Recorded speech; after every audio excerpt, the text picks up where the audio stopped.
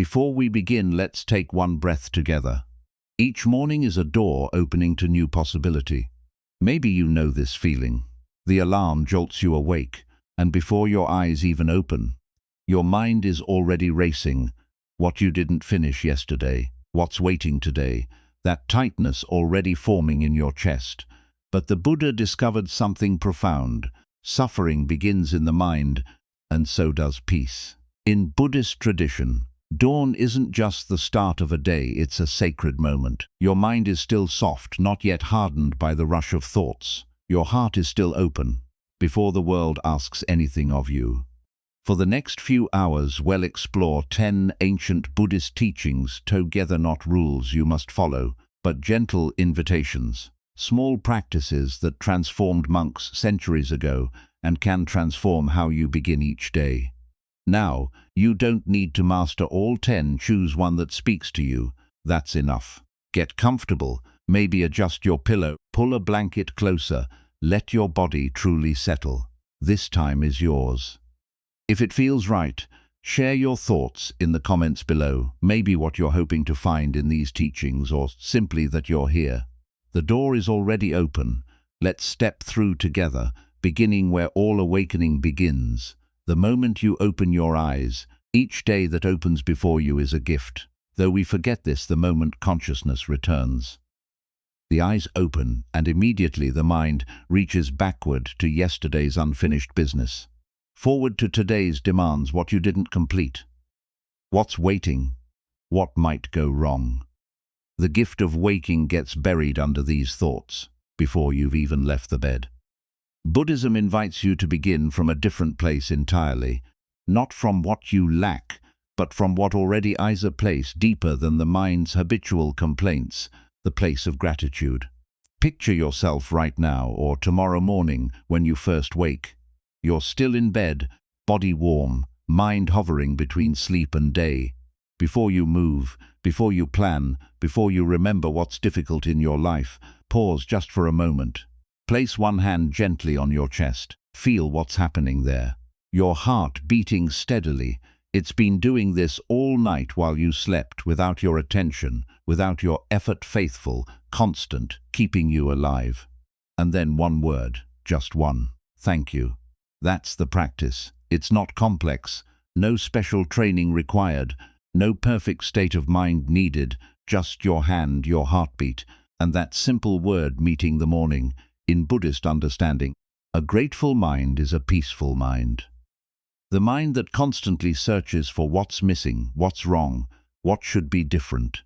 That mind lives in perpetual suffering, not because circumstances are so terrible, but because it's trained itself to focus on absence rather than presence.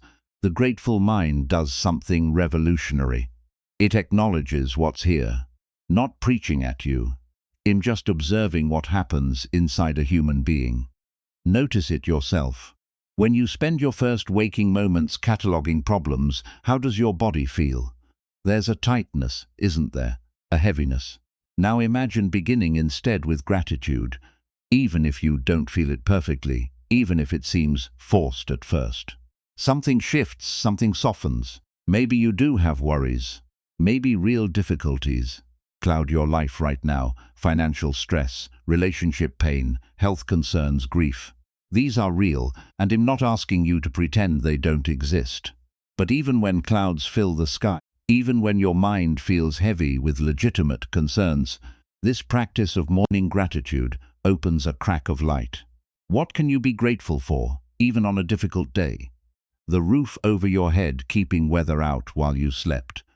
The bed that held your body through the night. The lungs that kept breathing without your conscious direction. Your body, imperfect as it might feel, still accompanying you on this journey. The fact that you woke at all, not everyone did. These aren't grand things, they're ordinary, easily overlooked. But ordinariness doesn't mean worthless.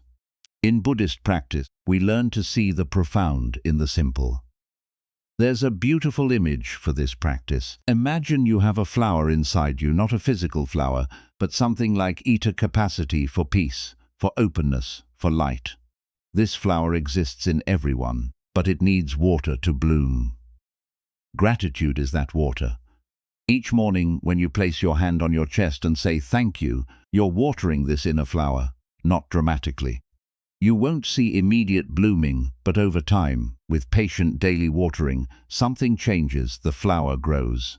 And flowers do what flowers do naturally. They perfume the air around them. Your gratitude practiced each morning begins to perfume your whole day. This doesn't mean your circumstances magically improve. Difficulties might still be there, but your relationship to them shifts. You meet challenges from a different inner place, more grounded, more stable, less reactive. You start seeing opportunities hidden inside difficulties. You notice small beauties you would have walked past. You respond to people with more patience. Because you're not approaching the day from a place of internal deficit. The gratitude you cultivated at dawn quietly changes how you move through the hours that follow. The Vietnamese Zen master Thich Nhat Hanh used to remind his students of something we forget constantly. He'd say that we already have enough conditions to be happy right now, not someday when we achieve the right things or fix the right problems. No. Think about what enough means. We're conditioned to believe enough is always just beyond reach. A little more money, a better relationship, different circumstance than we'd have enough. But this is a trap. The finish line keeps moving. You arrive at what you thought was enough, and suddenly it isn't anymore. Gratitude practice breaks this cycle. It doesn't make you complacent or stop you from working toward good things, but it shifts the foundation from I don't have enough to I can work with what is. That shift changes everything. So here's what this looks like in your real life, in your real morning tomorrow. When consciousness returns and you find yourself in that space between sleep and day, before you reach for your phone, before you let the thought spiral begin, remember, one hand on your chest, feel that faithful heart. One word. Thank you. You're not performing for anyone. No one needs to know you're doing this. This isn't content for social media or a way to prove you're spiritual. This is an intimate conversation between you and life itself, private, sacred in its simplicity. Maybe you'll feel a warm wave of genuine gratitude wash through you. Maybe you'll feel nothing at all. Maybe it will seem mechanical, forced, even fake. That's all okay. The practice isn't about manufacturing a specific feeling. It's about the gesture itself. The decision to begin your day by acknowledging life rather than immediately problematizing it. Like planting a seed, you don't demand the seed sprout immediately. You plant it, water it, and trust the process. Some mornings the gratitude will feel real and deep. Other mornings it will feel like going through motions. Both mornings matter, both are practice. And if you forget tomorrow, if you wake and immediately grab your phone and fall into the old pattern, then the next morning begin again. This is crucial to understand about Buddhist practice. It's not about perfection, it's about returning. You'll forget, you'll skip days. You'll wake anxious and spiral into worry before remembering you intended to do something different. That's not failure. That's being human. The practice is in the returning. Each time you remember and come back to gratitude, you're strengthening something inside yourself. You're training the mind the way you'd train any skill, with repetition, patience, and self-compassion. When you stumble, think of it this way. Your mind has grooves worn deep by years of certain patterns. Waking to worry is a groove. Waking to complaint is a groove. Waking to immediate planning and anxiety is a groove. These grooves are so deep that your thoughts naturally flow down them without any effort on your part. Gratitude practice begins to carve a new groove. At first it's shallow, easily missed. Your thoughts keep falling into the old patterns because those grooves are deeper, more familiar. But each morning you practice gratitude, even imperfectly. You're deepening this new groove. Over weeks and months, this new pathway becomes more established. Eventually, gratitude becomes more natural, less forced. It becomes your mind's default orientation, rather than something you have to consciously construct. But this takes time. Western culture often promises instant transformation. Do this one thing and your life will change tomorrow. Buddhism is more honest, it says. Do this one thing consistently with patience and without harsh self-judgment, and over time you'll notice you've become someone different. Not because you forced change, but because you watered what you wanted to grow. The morning is the perfect time for this practice because of where you are mentally and emotionally when you first wake. Your mind hasn't fully constructed its daily narrative yet. The ego isn't fully online. There's a softness, an openness that exists in those first moments. Throughout the day, the mind builds layers of story, identity, preference, judgment. By afternoon, you're deep in the narrative of who you are and what your life means. But in the morning, especially in those first seconds of consciousness, you're closer to something more fundamental, something less constructed. Gratitude planted in that fertile ground takes root differently than gratitude forced in the middle of a stressful afternoon. Both have value, but morning gratitude shapes the foundation of your day. There's also something to be said for the cumulative effect of beginning this way. One morning of gratitude might make a small difference. 7 mornings in a row start creating momentum. 30 mornings begin rewiring habitual patterns. 365 mornings transform how you meet existence itself. This is the Buddhist understanding of practice. Small, consistent actions compound over time into profound change, not through force or willpower, but through patient repetition, with an attitude of gentleness toward yourself. So, as you lie there tomorrow morning, hand on chest, saying your quiet thank you to life, remember you're participating in something ancient. Countless practitioners before you have begun their days exactly this way, monks in temples, lay people in homes, people in every circumstance and culture across centuries. You're not alone in this practice. You're joining a river of practice that has flowed for thousands of years, and your small morning gesture adds to that river, keeps it flowing forward. This isn't about being Buddhist or adopting a religious identity. You don't need to believe anything particular. You're simply working with the raw material of your own consciousness, learning to shape it in ways that create less suffering and more peace.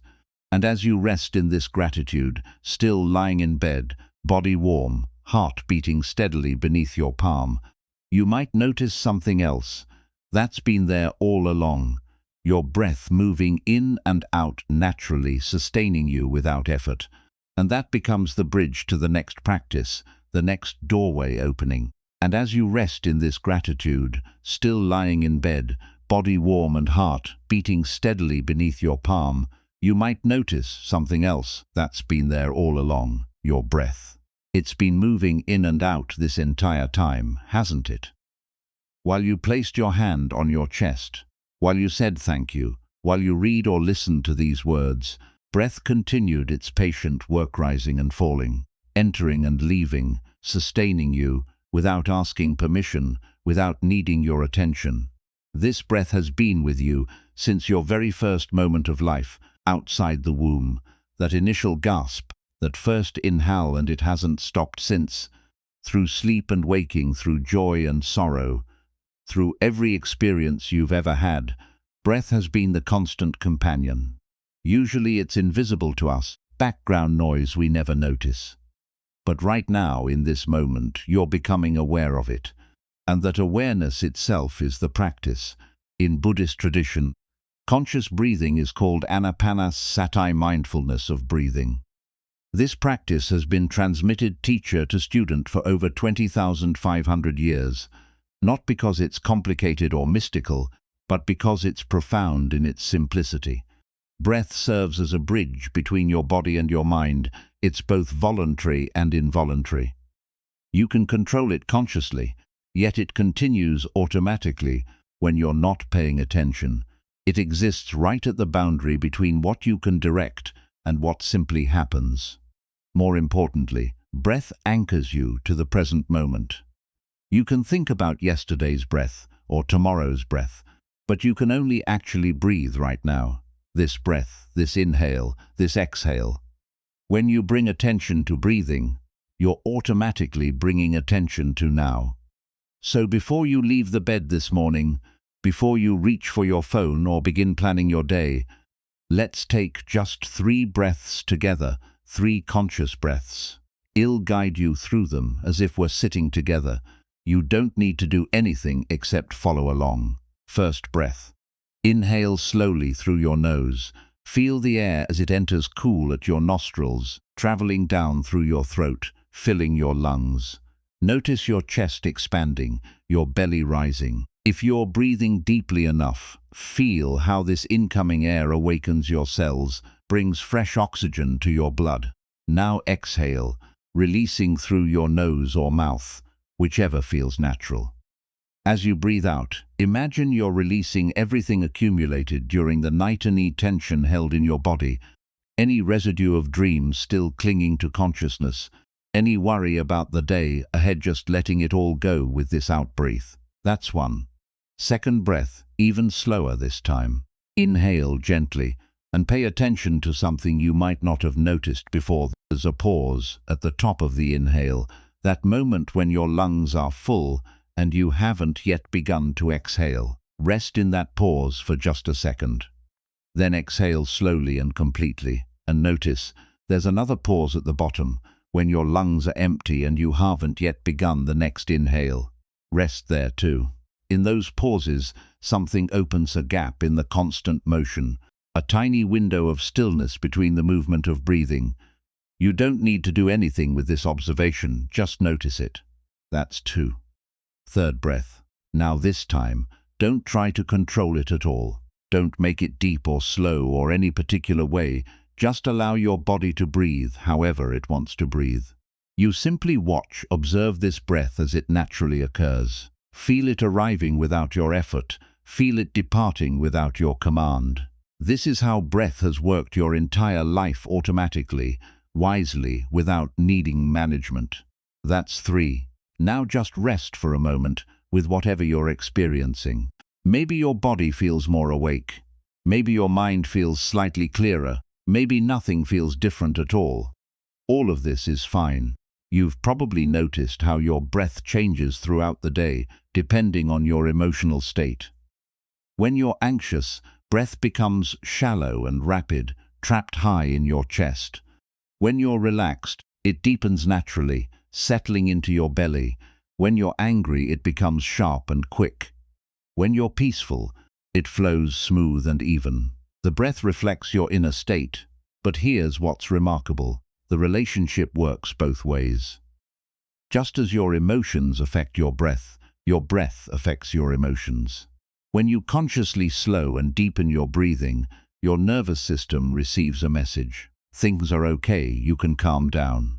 This isn't superstition or wishful thinking, it's how your body is wired. So these 3 conscious breaths you just took, they're not just meditation practice tire, a gift to your nervous system, a signal that this morning can begin from a place of centeredness rather than reactivity. This practice isn't about fixing yourself. You're not broken, it's about befriending yourself, meeting yourself with attention and kindness. First thing in the morning, the Buddha taught something important about breath. He said, it's the one refuge you never leave home without. You might forget your keys, your phone, your wallet, but you never forget your breath, because it's always with you. When you're lost in thought, spiraling into worry or planning or reminiscence, breath brings you back. When you're overwhelmed by emotion, breath steadies you. When you're scattered and fragmented, breath gathers you together. It's like having a wise teacher who never speaks but is infinitely patient, always waiting for your attention. Breath doesn't demand anything from you. It doesn't judge you for forgetting about it for hours or days. The moment you remember and bring awareness to breathing, it's right there, ready to guide you home to the present moment. This is why breath is so central to Buddhist meditation practice and all. Because there's anything magical about it, but because it's reliable, always available, and directly accessible to your awareness. Think about your day ahead. Maybe you have a stressful meeting, traffic that will test your patience, a difficult conversation you've been avoiding, deadlines pressing on you. Whatever challenges await, you'll have breath with you. Even if the rest of your day becomes chaotic, you began with this anchor. You established this connection to conscious breathing before everything else started demanding your attention, and you can return to it any time. Sitting in that meeting, feeling tension rise. 3 breaths, stuck in traffic, irritation building. 3 breaths before that difficult conversation. 3 breaths. You're back, centered again. The Vietnamese Zen master Thich Nhat Hanh offered a beautiful teaching about conscious breathing. He would say, breathing in, I calm my body. Breathing out, I smile. Such simple words, yet they contain a complete practice. Notice he doesn't say, I try to calm my body or I hope to smile. He speaks in the present tense with confidence. The in-breath calms, the out-breath allows a smile. You can use these words if they resonate with you, or you can simply be with the breath in silence. The words are just a vehicle. What matters is the attention, the awareness, the returning to this moment through the gateway of breath. Here is something else worth understanding about this practice. It's not about breathing better or achieving some perfect breath. You don't need to breathe deeply every moment or maintain some ideal breathing pattern. The practice is simply being present while you breathe, noticing it, feeling the miracle of this automatic process that keeps you alive. Every single breath is a small miracle when you think about it. Air enters your body, travels to your lungs, oxygen crosses into your bloodstream, carbon dioxide returns and gets expelled. This happens 15 to 20 times every minute without you having to remember or manage it. Your body knows exactly what to do. When you notice breath, when you bring consciousness to this automatic process, something awakens, not in some mystical sense, but in a very practical way. You become aware that you're alive, that you're here, that this moment is happening. Most of us spend most of our time anywhere but here. We're replaying yesterday, rehearsing tomorrow, lost in fantasy or fear or planning. The present moment gets missed entirely.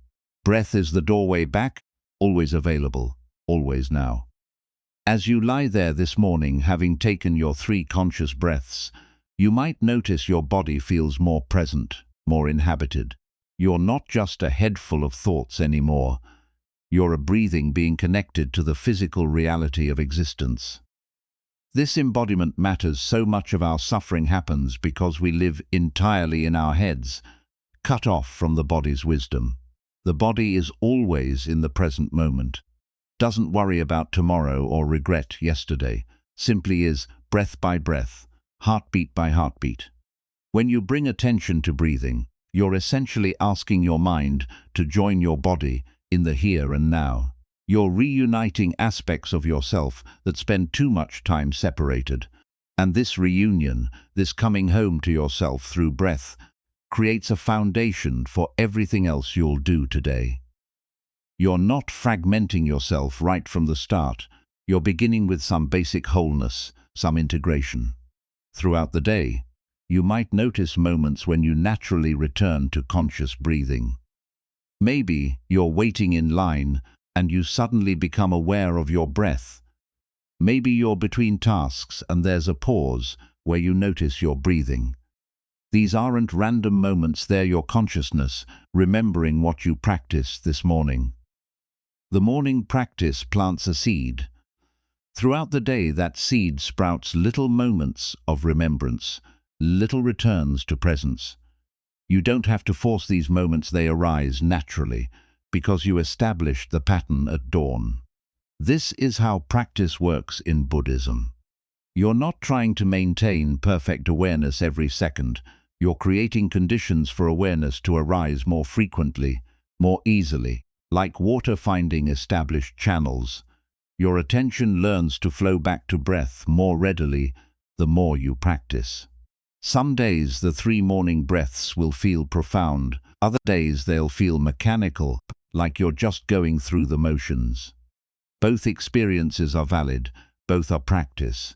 the quality of your experience, isn't what matters most. What matters is that you're showing up, that you're taking these few moments to remember yourself, to honor your life with attention, before the day sweeps you away into its demands.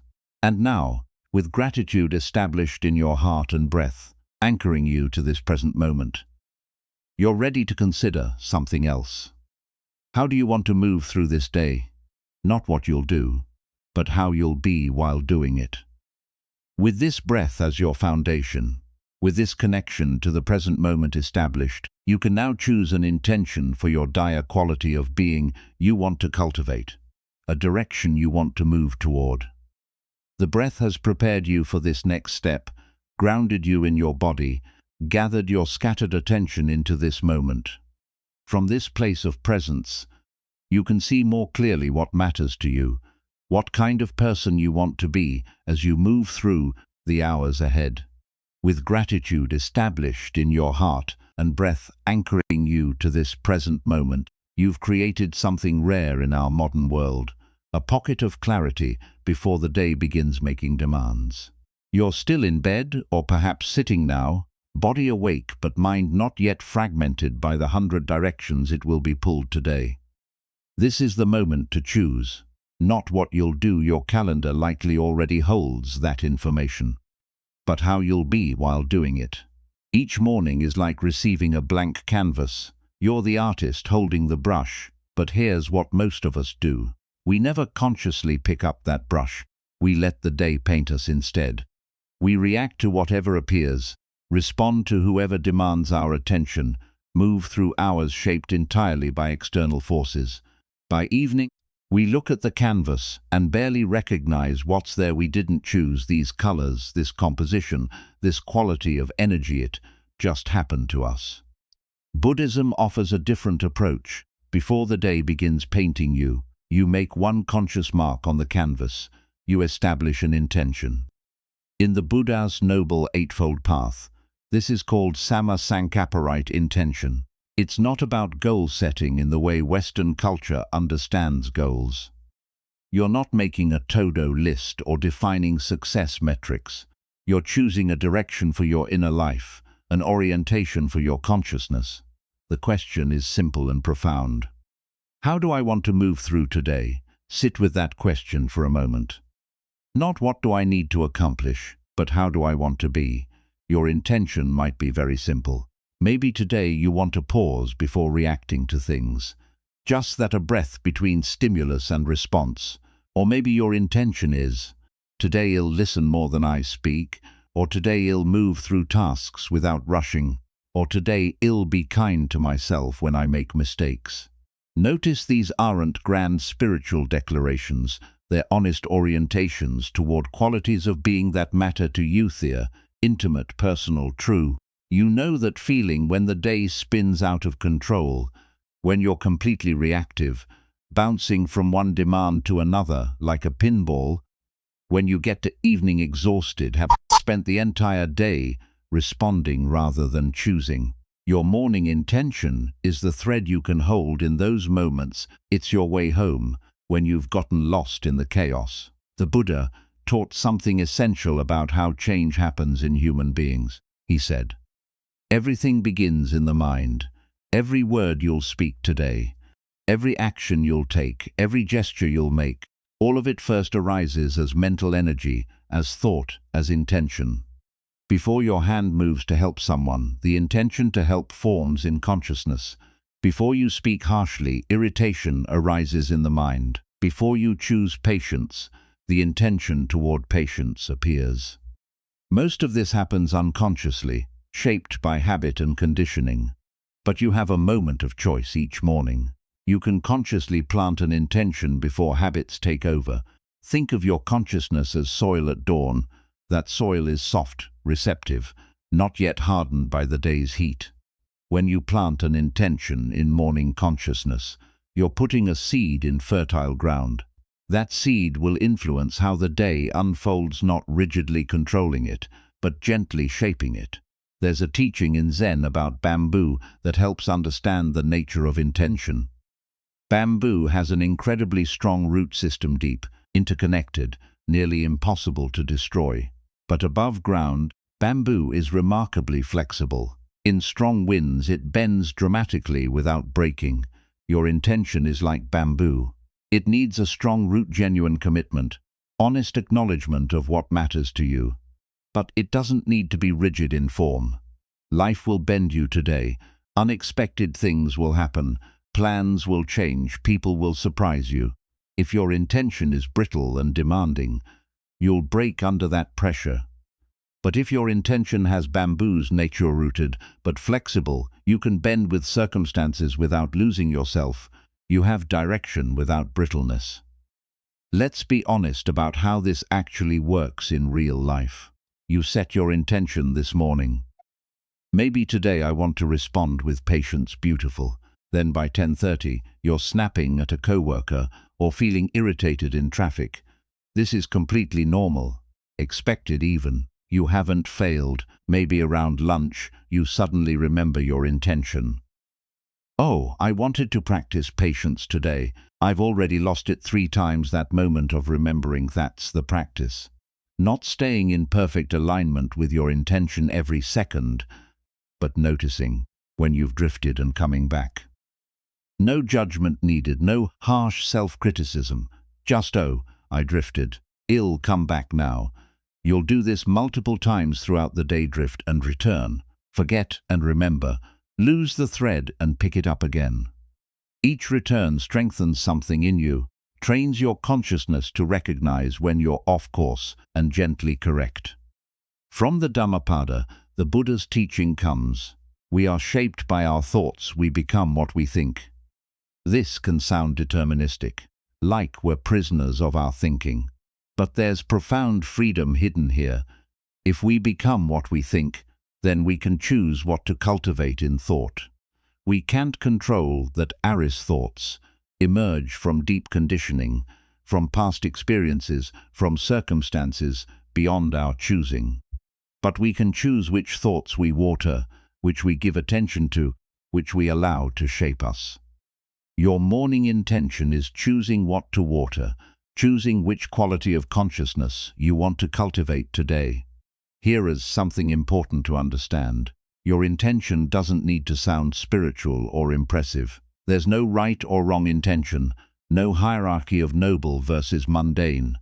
Maybe your intention today is, I won't check my phone first thing when I wake up. That's valid. That's you choosing to start the day on your terms, rather than being hijacked by notifications. Maybe it's I'll actually take a lunch break instead of eating at my desk. That's you choosing to honor your body's need for pause, for nourishment taken with awareness. Maybe it's I'll say one true thing today instead of just going along. That's you choosing authenticity over comfort. Whatever your intention is, what matters is that it's genuinely yours, not borrowed from a book or copied from someone else's practice. Not what you think you should intend, but what actually resonates with where you are right now in your life. Sometimes your intention will be about your inner state, patience, presence, curiosity, kindness. Other times it might be about specific behavior, listening without interrupting, pausing before scrolling, speaking up when usually you'd stay silent. Both types of intention are valuable. The practice of setting intention doesn't take long. You're still in bed or just sitting up, having practiced gratitude and conscious breathing. Maybe 30 seconds of quiet reflection, asking yourself sincerely, what quality do I want to bring to today? You might hear an answer immediately, or you might sit with the question and let something emerge. Trust what comes. Your deeper wisdom knows what you need to practice today. Once you've identified your intention, you can speak it silently to yourself just once clearly, like making a promise to yourself. Today I will move slowly. Today I will notice beauty. Today I will be gentle with myself. Some people like to write their intention down. Others prefer to just hold it in awareness. Either way works. What matters is the moment of conscious choosing before the day's momentum sweeps you along. Throughout the day, your intention works quietly in the background. Even when you've forgotten it consciously, it's there, influencing small choices, gently pulling you back toward the quality you chose to cultivate. You'll notice it most in the gap between stimulus and response. Someone says something irritating, and instead of immediately reacting, there's a tiny pause. Your intention is working there, creating space for choice. Or you're about to rush through something, and you suddenly slow down slightly. You didn't consciously remember your intention to move slowly, but it's operating, subtly shaping your pace. This is how intention works, not as rigid control, but as gentle influence, like a compass that doesn't force you to go north, but quietly shows you which direction north is, so you can choose your path with awareness. And here is something you'll discover over time. The intentions you set morning after morning start shaping not just your days, but your character. If you spend a month intending patience each morning, even imperfectly practicing it, you become a more patient person, not through force, but through gentle daily cultivation. The Buddha taught that our character is formed by repeated thoughts and actions. A single angry thought doesn't define you, but cultivating anger daily does. A single kind act doesn't transform you, but daily practice of kindness does. Intention is choosing what you want to cultivate, then trusting the natural process of growth that comes from consistent planting. Sometimes you'll set an intention and realize by mid-morning it's not what you actually needed today. The day revealed something different was required. That's fine, you can adjust. Intention isn't a vow you can't break, it's a direction you can refine as you walk. The practice isn't about getting it perfect. It's about starting your day consciously rather than automatically. It's about remembering you have choice in how you meet experience, even when you can't choose the experience itself. You can't control whether traffic is bad, whether your meeting goes well, whether someone is kind to you or difficult. But you can set an intention for how you want to be present with whatever comes. That's your power, your freedom. As you lie there considering your intention for today, you might notice something else happening. Your mind might already be creating expectations about how the day should go, already building a detailed script of how things need to unfold for you to feel okay. This is natural. The mind loves planning, predicting, controlling. But those expectations, however reasonable they seem, often become the source of suffering, because reality rarely follows our scripts exactly. And when it doesn't, when the day goes differently than we expected, we suffer not because of what actually happened, but because it didn't match what we thought should happen. So having set your intention, your chosen quality of being for today, the next invitation is to release your grip on expectation about how the day must unfold. To hold your intention like bamboo, rooted but flexible, directed but not rigid. This brings us to something subtle but crucial in Buddhist practice. The difference between intention and expectation, between direction and demand, between having a compass and insisting the terrain match your map. You've set your intention for the day, maybe to move slowly, to listen deeply, to be kind to yourself. Beautiful. And then almost immediately, your mind does something very natural. It starts building a script. If I'm patient today, then this meeting will go smoothly. If I stay calm, then people will respond. Well, if I do everything right, then it'll feel good. By evening, the mind loves creating these conditional statements, these detailed predictions about how the day should unfold. We all do it. It feels like planning, like being prepared. But hidden inside these expectations is the seed of suffering. Maybe you expect your morning meeting to go a certain way. You've imagined how people will respond, what decisions will be made, how smoothly things will flow. Or you expect your partner to greet you warmly when you see them. Or you expect your body to feel energized today because you slept 7 hours. Or you expect traffic to be light because it usually is on Tuesdays. These expectations seem so reasonable, don't they? So logical. But watch what happens when reality differs even slightly from your script. The meeting takes an unexpected turn. Your partner is distracted, not warm. Despite 7 hours of sleep, you feel tired. Traffic is inexplicably jammed. And immediately, there's that feeling, that tightness in your chest, that inner resistance, that voice saying, "This isn't how it's supposed to be." The Buddha taught about this 2,500 years ago in what we call the Four Noble Truths. The first truth is direct and honest. There is suffering, dukkha, these universal experience of dissatisfaction, of things not being quite right, of life not matching our desires. But the second truth is where it gets interesting. The Buddha said suffering doesn't come primarily from external events, it comes from our clinging, our attachment to how we think things should be.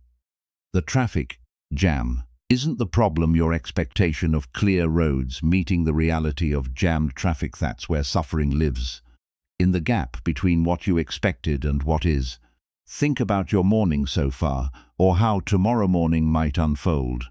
Maybe you expected to sleep well last night, but you didn't. You woke multiple times or couldn't fall asleep for hours.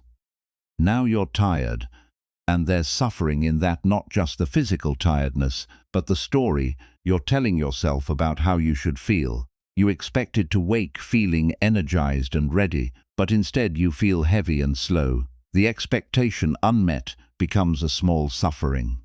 Then maybe you expected to have time for coffee and a calm breakfast, but you woke late and now you're rushing. Another expectation unmet, another small suffering added to the pile.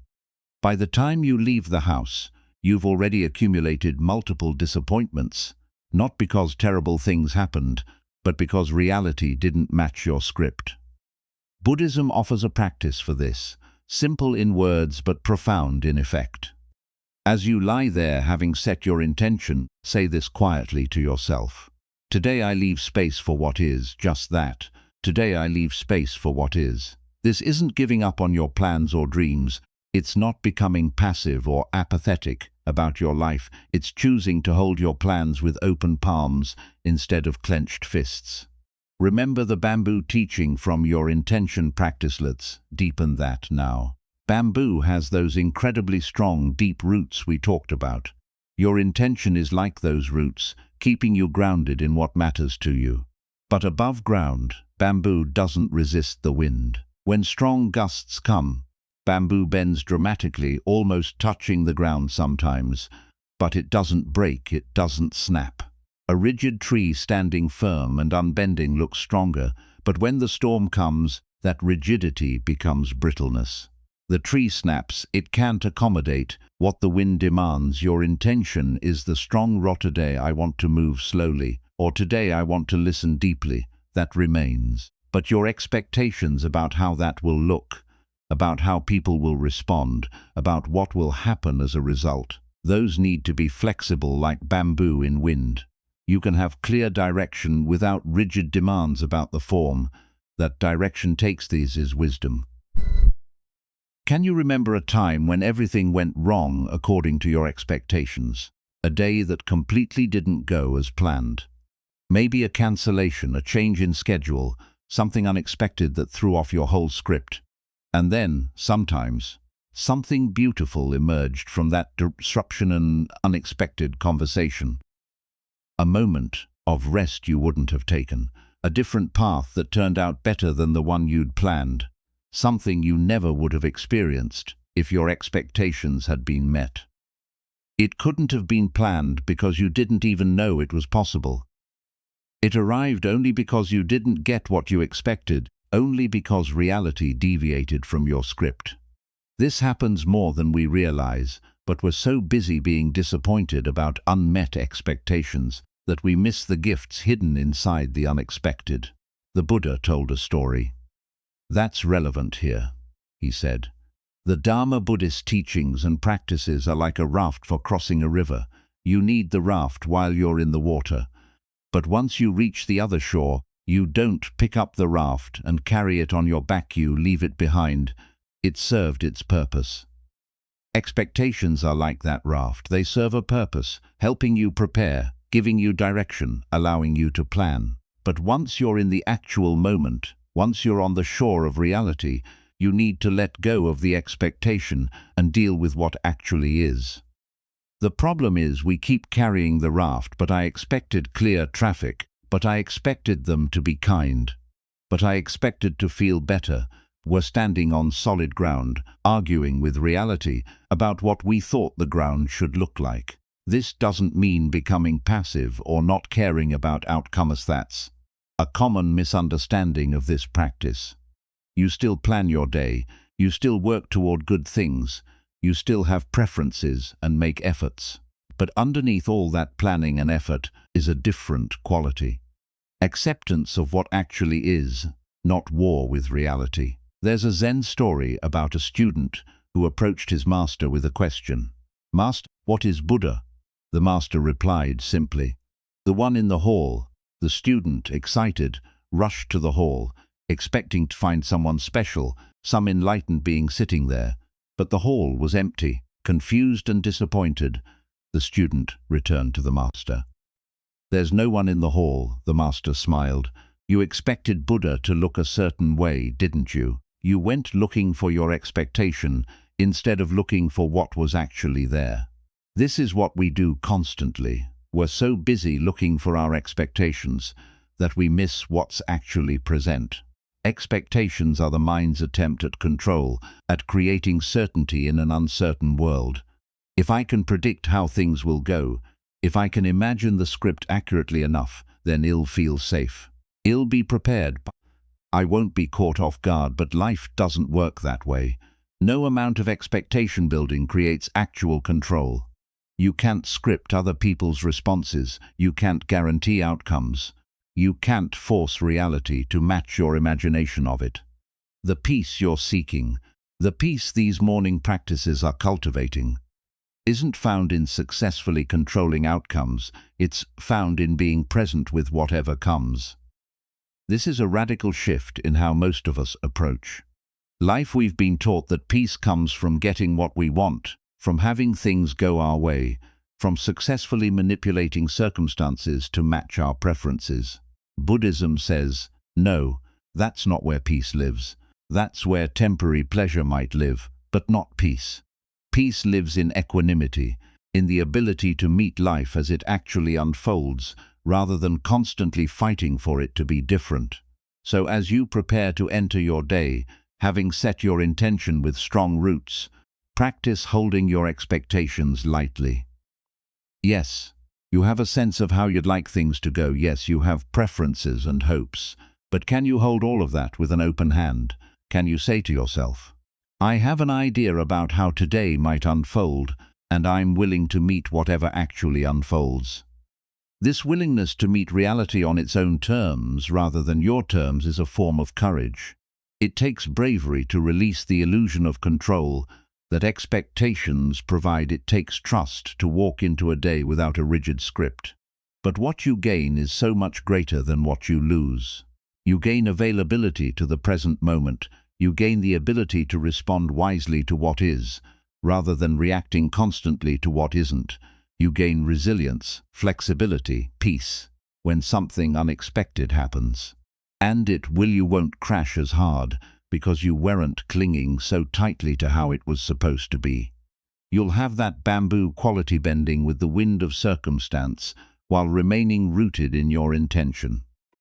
Throughout your day, you might notice the moment expectations arise. You're about to enter a conversation and your mind quickly creates a script.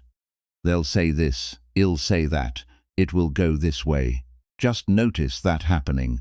You don't have to fight the expectation or make it disappear. Just see it for what it is, mind's habit of trying to predict and control. And then consciously soften your grip on that script. Maybe it will go that way, maybe it won't. Either way, I'm here to meet what actually happens. This softening, this releasing, this opening to what it might feel vulnerable at first, like you're going into the day without armor, without your usual defensive preparations. But actually, you're doing the opposite. You're becoming more resilient, not less. Rigid things break under pressure, flexible things adapt and survive. The Buddha's third noble truth, and we'll touch on this more deeply later, is that there is an end to suffering, not an end to difficult circumstances, but an end to the suffering we create through our relationship with circumstances.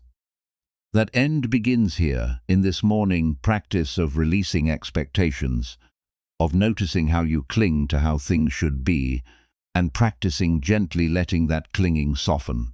Some days you'll manage this with grace. Other days you'll find yourself deeply attached to expectations, frustrated when they are not met, unable to release your grip. Both are part of the practice. On the days when you can't release, when expectations have you in their grip, just notice that too. Today I'm holding very tightly. Today the bamboo in me is feeling more like a rigid tree, that awareness itself is valuable. Tomorrow morning you begin again, fresh canvas. New opportunity to practice holding your day with open hands. And as you lie there, having set your intention with strong roots and released your tight grip on expectations about how today must unfold, you've created something precious. Space, inner spaciousness. Your mind is less cluttered with scripts and predictions. Your heart is less defended against disappointment. You're available to what's actually here, not just what you hoped would be here. This spaciousness, this availability, this presents it's the perfect condition for what comes next, because now, with gratitude in your heart, breath anchoring you to this moment, intention providing direction, and expectations held lightly, you're ready to simply be still, to sit with yourself without agenda, to meet your own consciousness without trying to fix or change or improve anything, to discover what meditation really offers. Not transcendence, not escape, but profound intimacy with what is. You've created something rare in these first minutes of morning. Gratitude has softened your heart. Breath has anchored you to this present moment. You've set an intention and released your tight grip on expectations. There's a spaciousness in you. Now that wasn't there when you first opened your eyes. This is the perfect condition for just sitting, just being still with yourself for a few minutes, before the day's momentum takes you. Maybe resistance immediately arises when you hear the word meditation. I can't meditate. My mind is too busy, thoughts never stop. Let me speak to you as a friend here. Everyone's mind is busy. Every single person who has ever meditated has a busy mind. That's not the problem. The belief that meditation means stopping thoughts, that's what prevents meditation. Meditation isn't about achieving some special state where thoughts disappear. It's about changing your relationship with thoughts, learning to observe them without being completely controlled by them. Or maybe your resistance sounds different. I don't have time. 5 minutes, that's all I'm asking you to consider.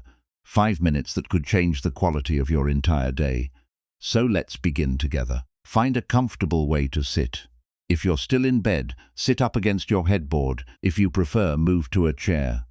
What matters is the sitting itself, not where or how perfectly you do it. Your spine should be gently upright, not rigid, just naturally erect.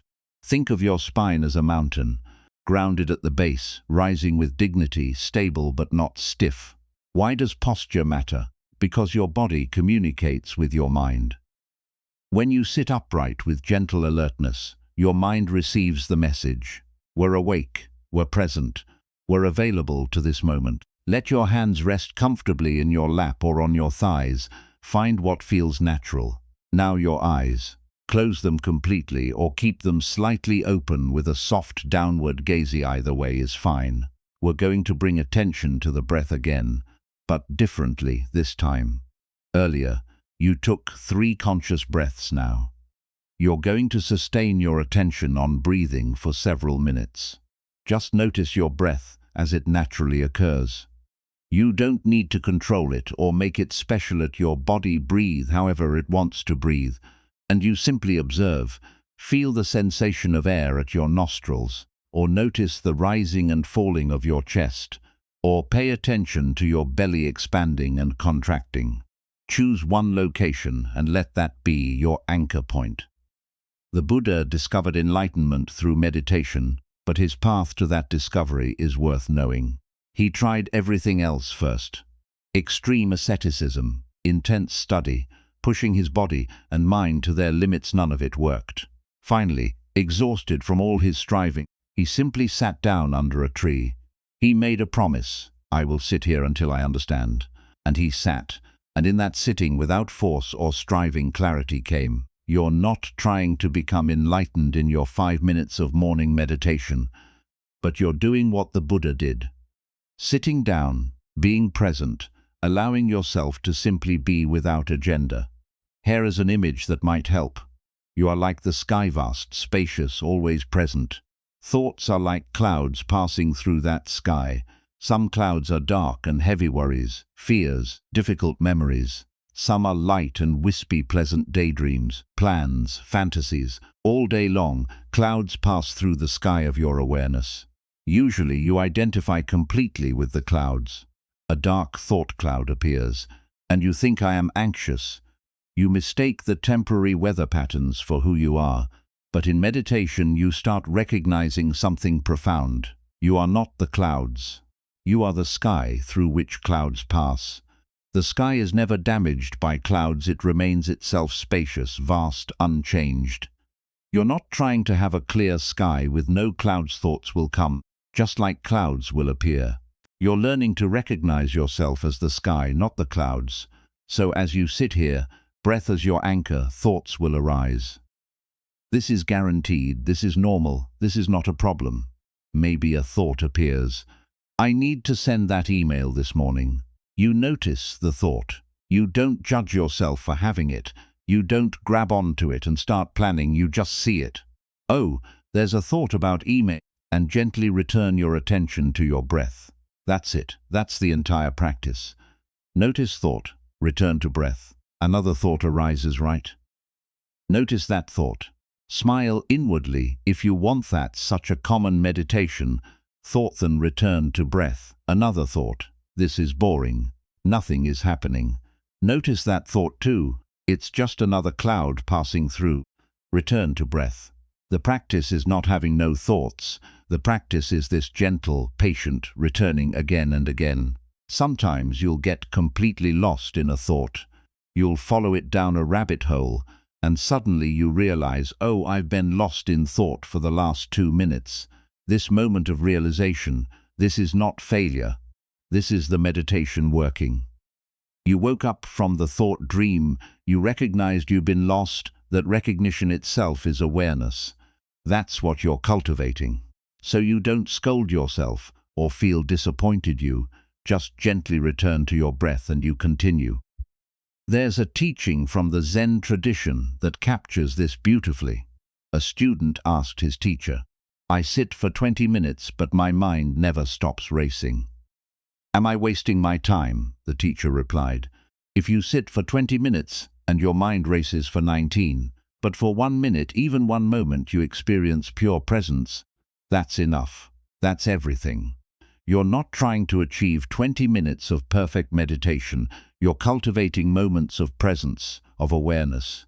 Those moments accumulate, they grow, they change you.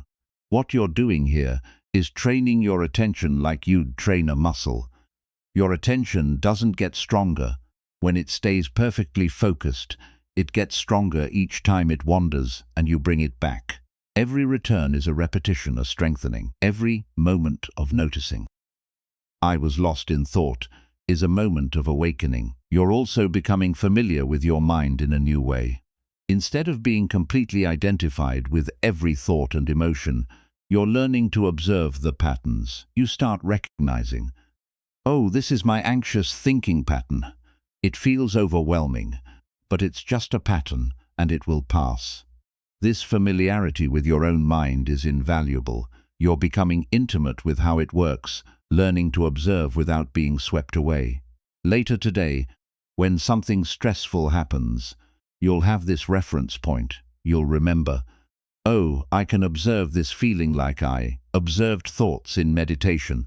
I don't have to be completely identified with this stress. That space between experience and reaction, that's where freedom lives. That's where choice becomes possible. The Buddha called meditation practice bhavana, which means cultivation or development. You're cultivating awareness, the way a gardener cultivates soil patiently, consistently, with care.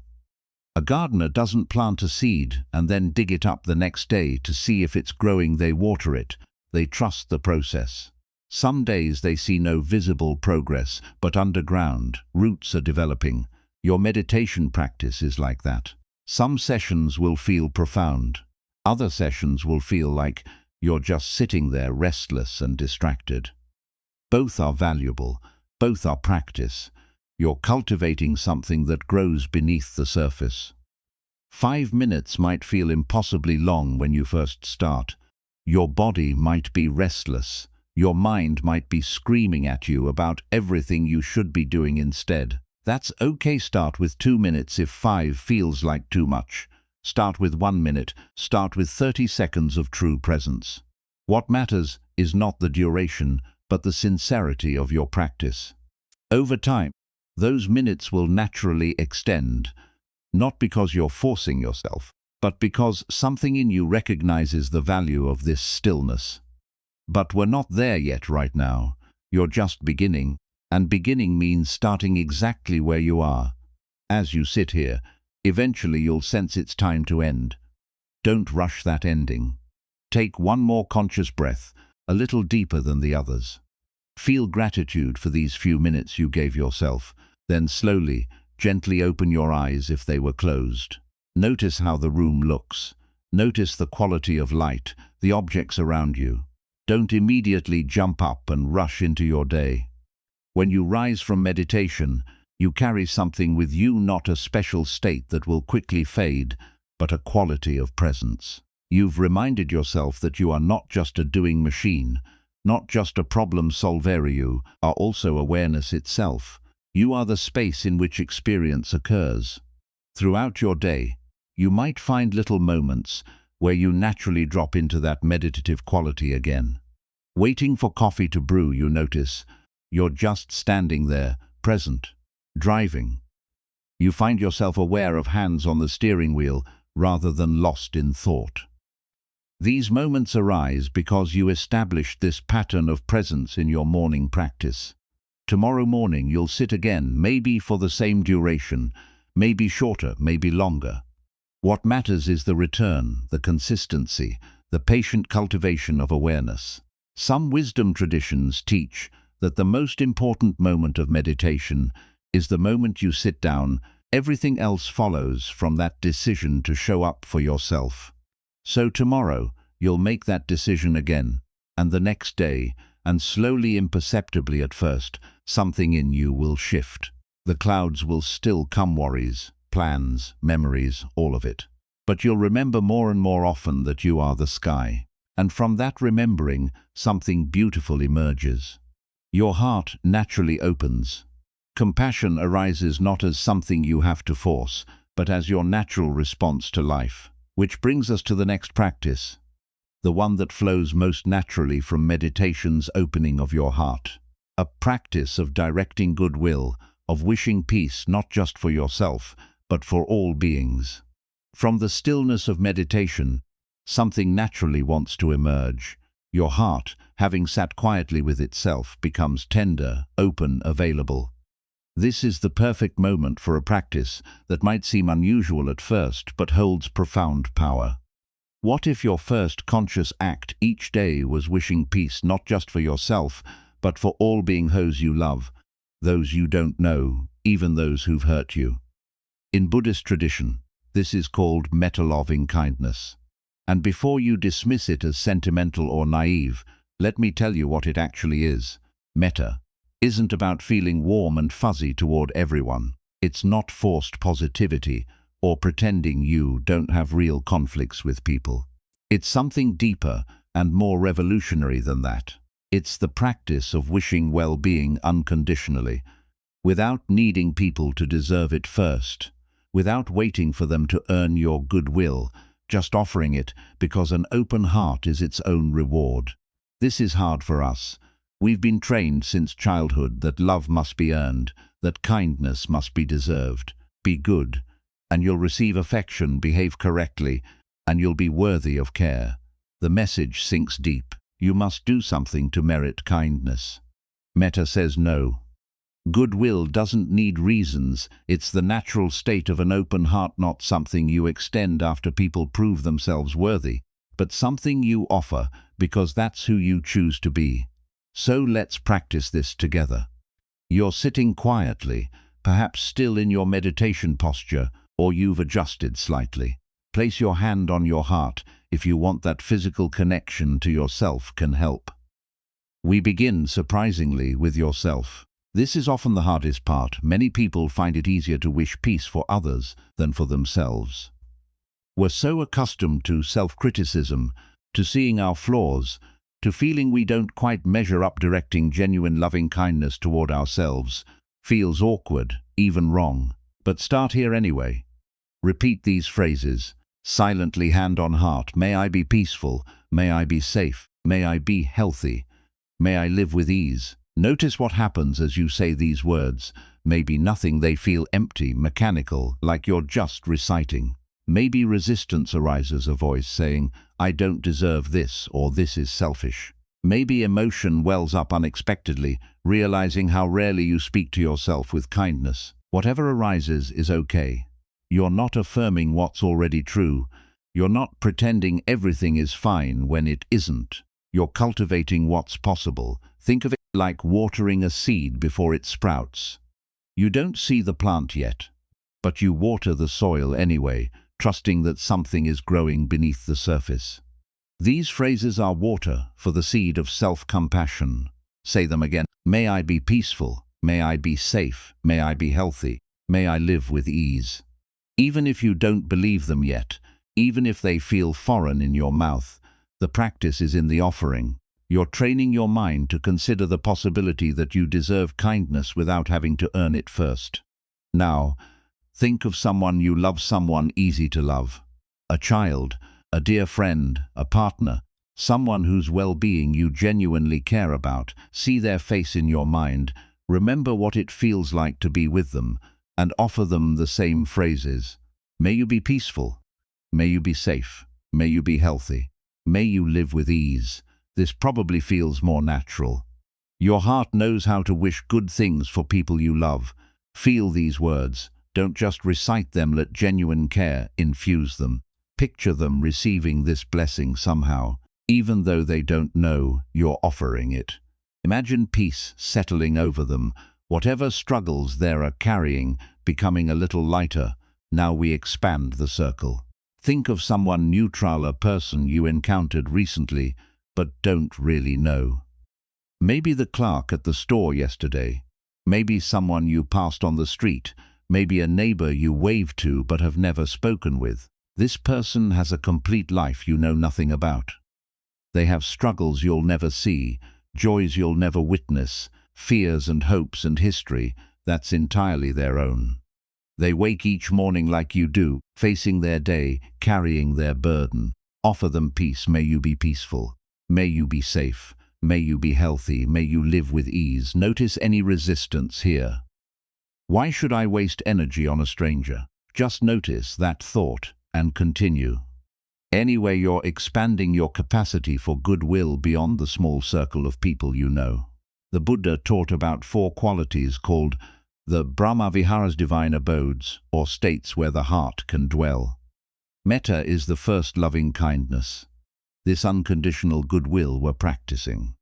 The others are kruna, compassion for those who suffer, mudita, appreciative joy in others' happiness, and upekkha, equanimity, the ability to remain balanced when you can't fix everything.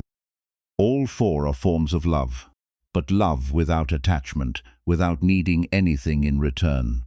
Right now we're cultivating metta, and we're about to approach the most challenging part. When you feel ready, and only when you feel ready, think of someone difficult. Not the most difficult person in your life, not someone who traumatized you or caused deep harm. Start smaller. Someone who irritates you, who rubs you the wrong way, who you find yourself resenting or judging. This practice isn't about them. It's about wits, about releasing the poison you carry. There's an old Buddhist teaching. Holding on to anger is like grasping a hot coal. intending to throw it at someone else. You're the one getting burned. The coal sits in your palm, searing your skin, while the person you're angry at goes about their day, unaware.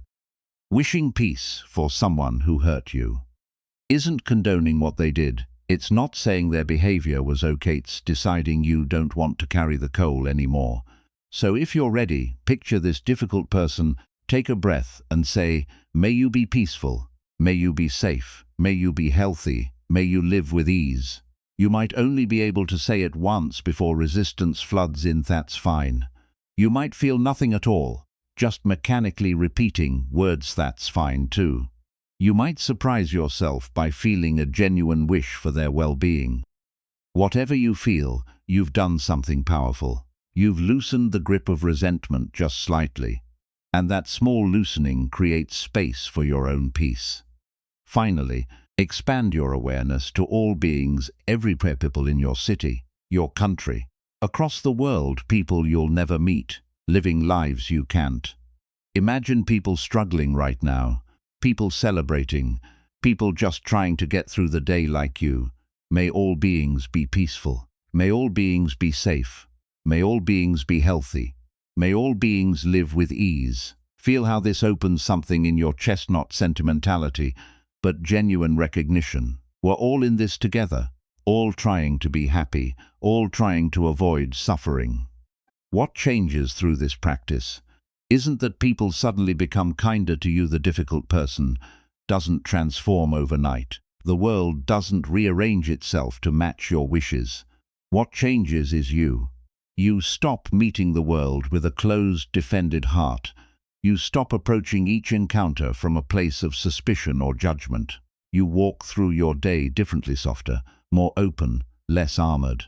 The Metta Sutta, one of the Buddha's teachings on loving kindness, offers a beautiful image. He said, we should cultivate boundless love toward all beings, just as a mother would protect her only child with her life unconditional, fierce, unshakable.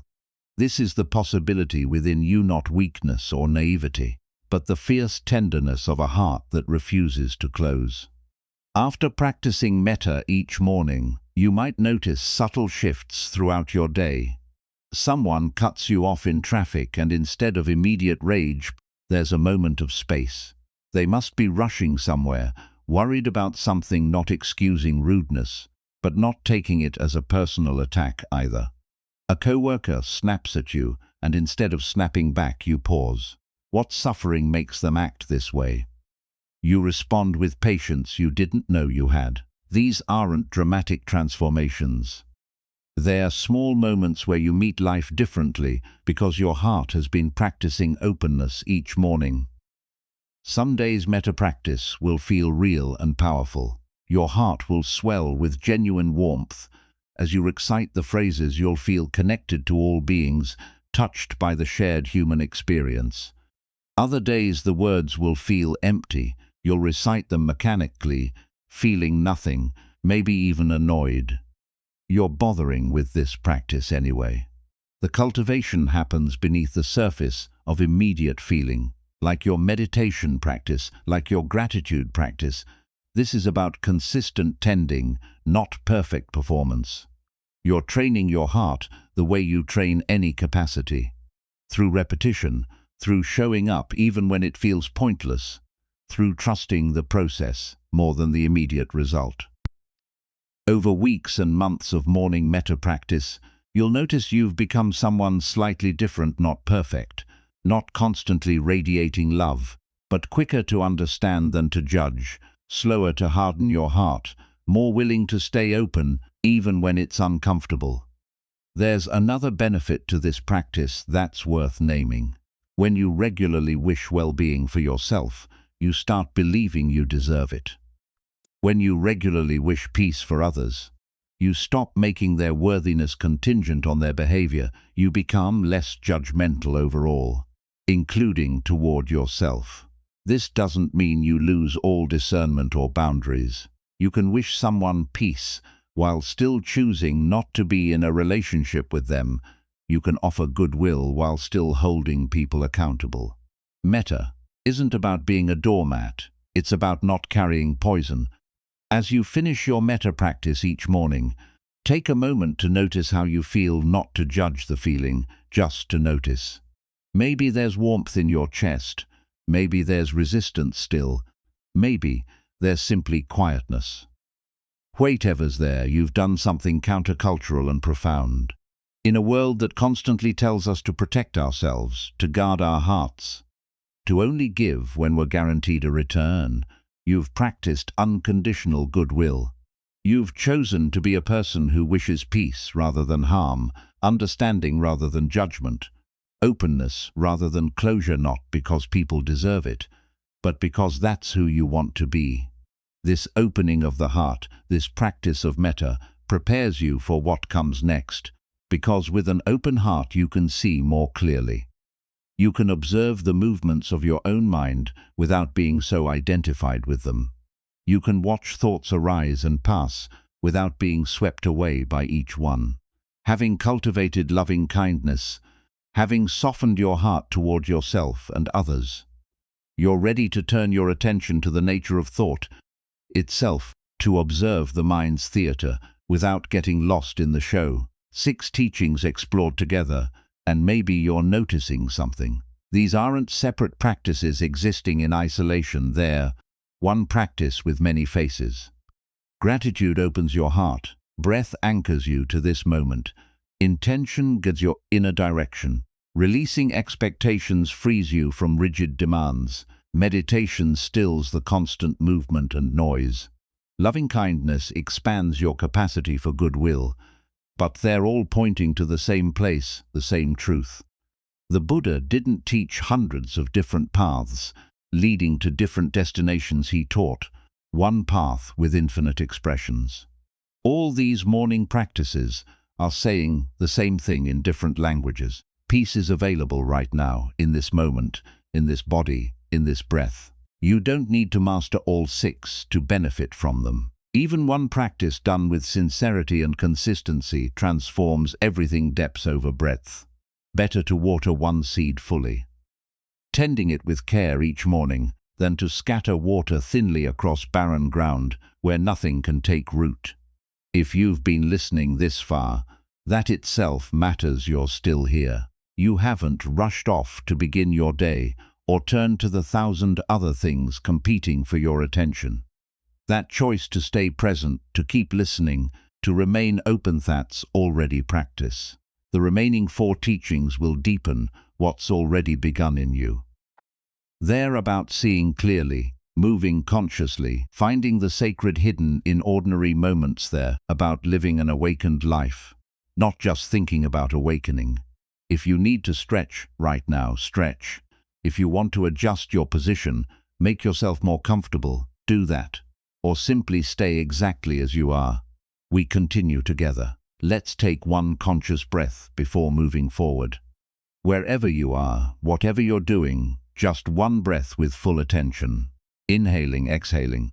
Thank you for that, for being here, for giving yourself this time. What comes next is subtle but profound.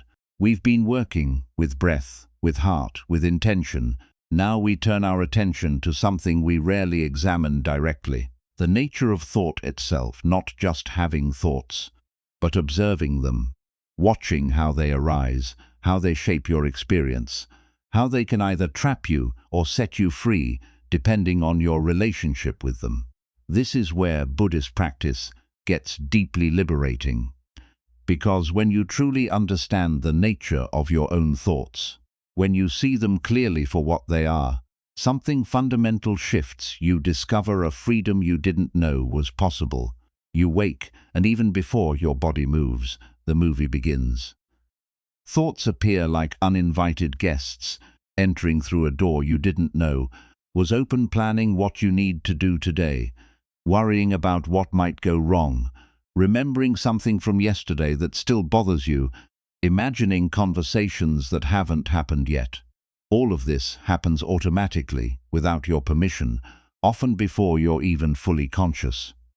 And usually, you believe every single one of these thoughts. You take them as truth, as reality, as accurate descriptions of your life and yourself. But here is a Buddhist insight that changes everything once you really see it. You are not your thoughts. This sounds simple, maybe even obvious when you first hear it, but it's actually revolutionary. Most of us live our entire lives completely identified with our thinking, never questioning whether these thoughts are true, never examining where they come from, never recognizing we have any choice about them. You're not your thoughts, you're the awareness in which thoughts appear. Like the sky and clouds we taught in meditation. You're the vast, spacious sky and thoughts are weather patterns passing through. Like the ocean and waves, you're the deep, still ocean and thoughts are waves moving across the surface. This distinction isn't just philosophical, it's intensely practical and immediately applicable to your real morning, your real life. Maybe your first thought upon waking this morning was "I'm tired." You probably took that as a simple truth. I'm tired, fact done. That's how I am. But is it, or is it a thought about tiredness appearing in your awareness? The difference seems subtle, but the implications are profound. When you believe "I am tired," you become that tiredness, completely. It defines you.